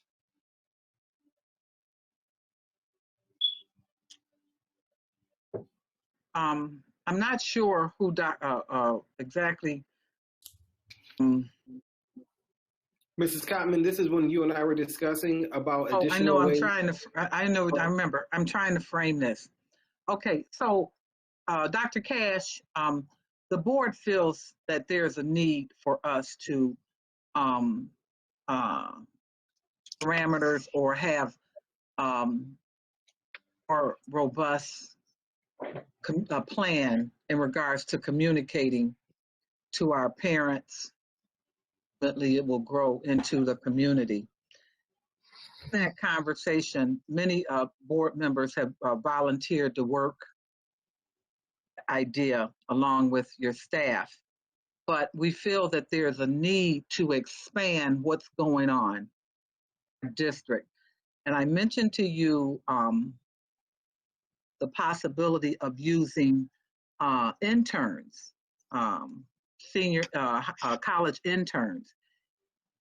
A member pointed out that we have students in our district that are also studying communication. And so we want to expand the roles of or the lines of communication in our district. And we want a concise plan, and we want to have input in it. Dr. Ann Revere stepped up to assist us in that area. We have Rachel Dominguez Fix Dominguez on there also volunteered. I remember right, Lou Petrucci had some ideas that he also wanted, and I'm sure every board member Dr. Brown has some ideas, I'm sure, that they can contribute. But we feel that the time is very important that we elevate communication on every level. But and we for this meeting today, we're talking about our parents and our students. So and board members can chime in if they so desire. But that's basically where we are. We want to be a resolution, put together a resolution, instruct the possibility or the ability of our district to use students who are being educated to help us expand our communication. Right. And so that's what this is about. We had a brief conversation and you were in favor of talking about it. So that's where we are. We've had that conversation. There's just a need to there now more than ever. Yeah, in the era that we're in, you can never err on the side of too much communication. So any ideas that anyone has, I'd be welcome to join Elena, Kala, myself, probably a couple other members from Tanya's department, and just brainstorm how we can expand and have a more robust communication plan. We're in a permanent campaign now, colleagues, on a whole number of fronts, and we've got to get the message out in lots of different and creative ways. And then it has to be almost a 24/7 kind of a campaign. So I don't disagree with you at all, and look forward to hearing your good ideas sooner than later. So we'll call a sub meeting of any of those board members that want to meet with us, and we'll get started on that right away. I think that needs to be started right away. So let's try to have our first meeting next week, early next week, and then report out on a regular basis. Sound fair enough? Yes, I think the board is happy with that. Dr. Revere, are you?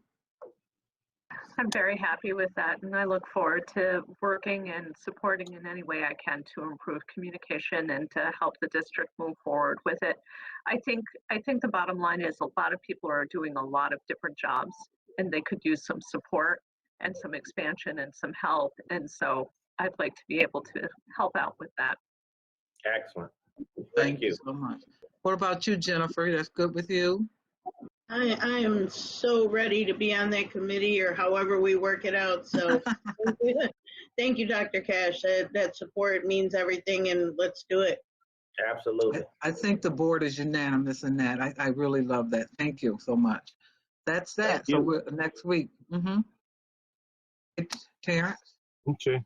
Well, there's no more questions, and I'm happy to see a happy board, and we're in a great place. I think we got a lot accomplished today. So I believe that will conclude our meeting for the Educational Support Committee meeting. Everybody have safe travels home. Hold on. We got one more. We got some business to do. One more act of business, Terrence. Okay.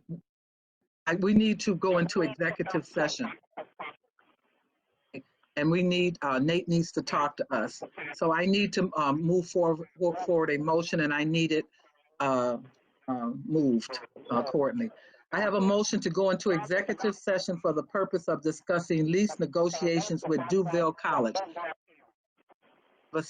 Thank you. Paulette Woods, may I have a second? So moved.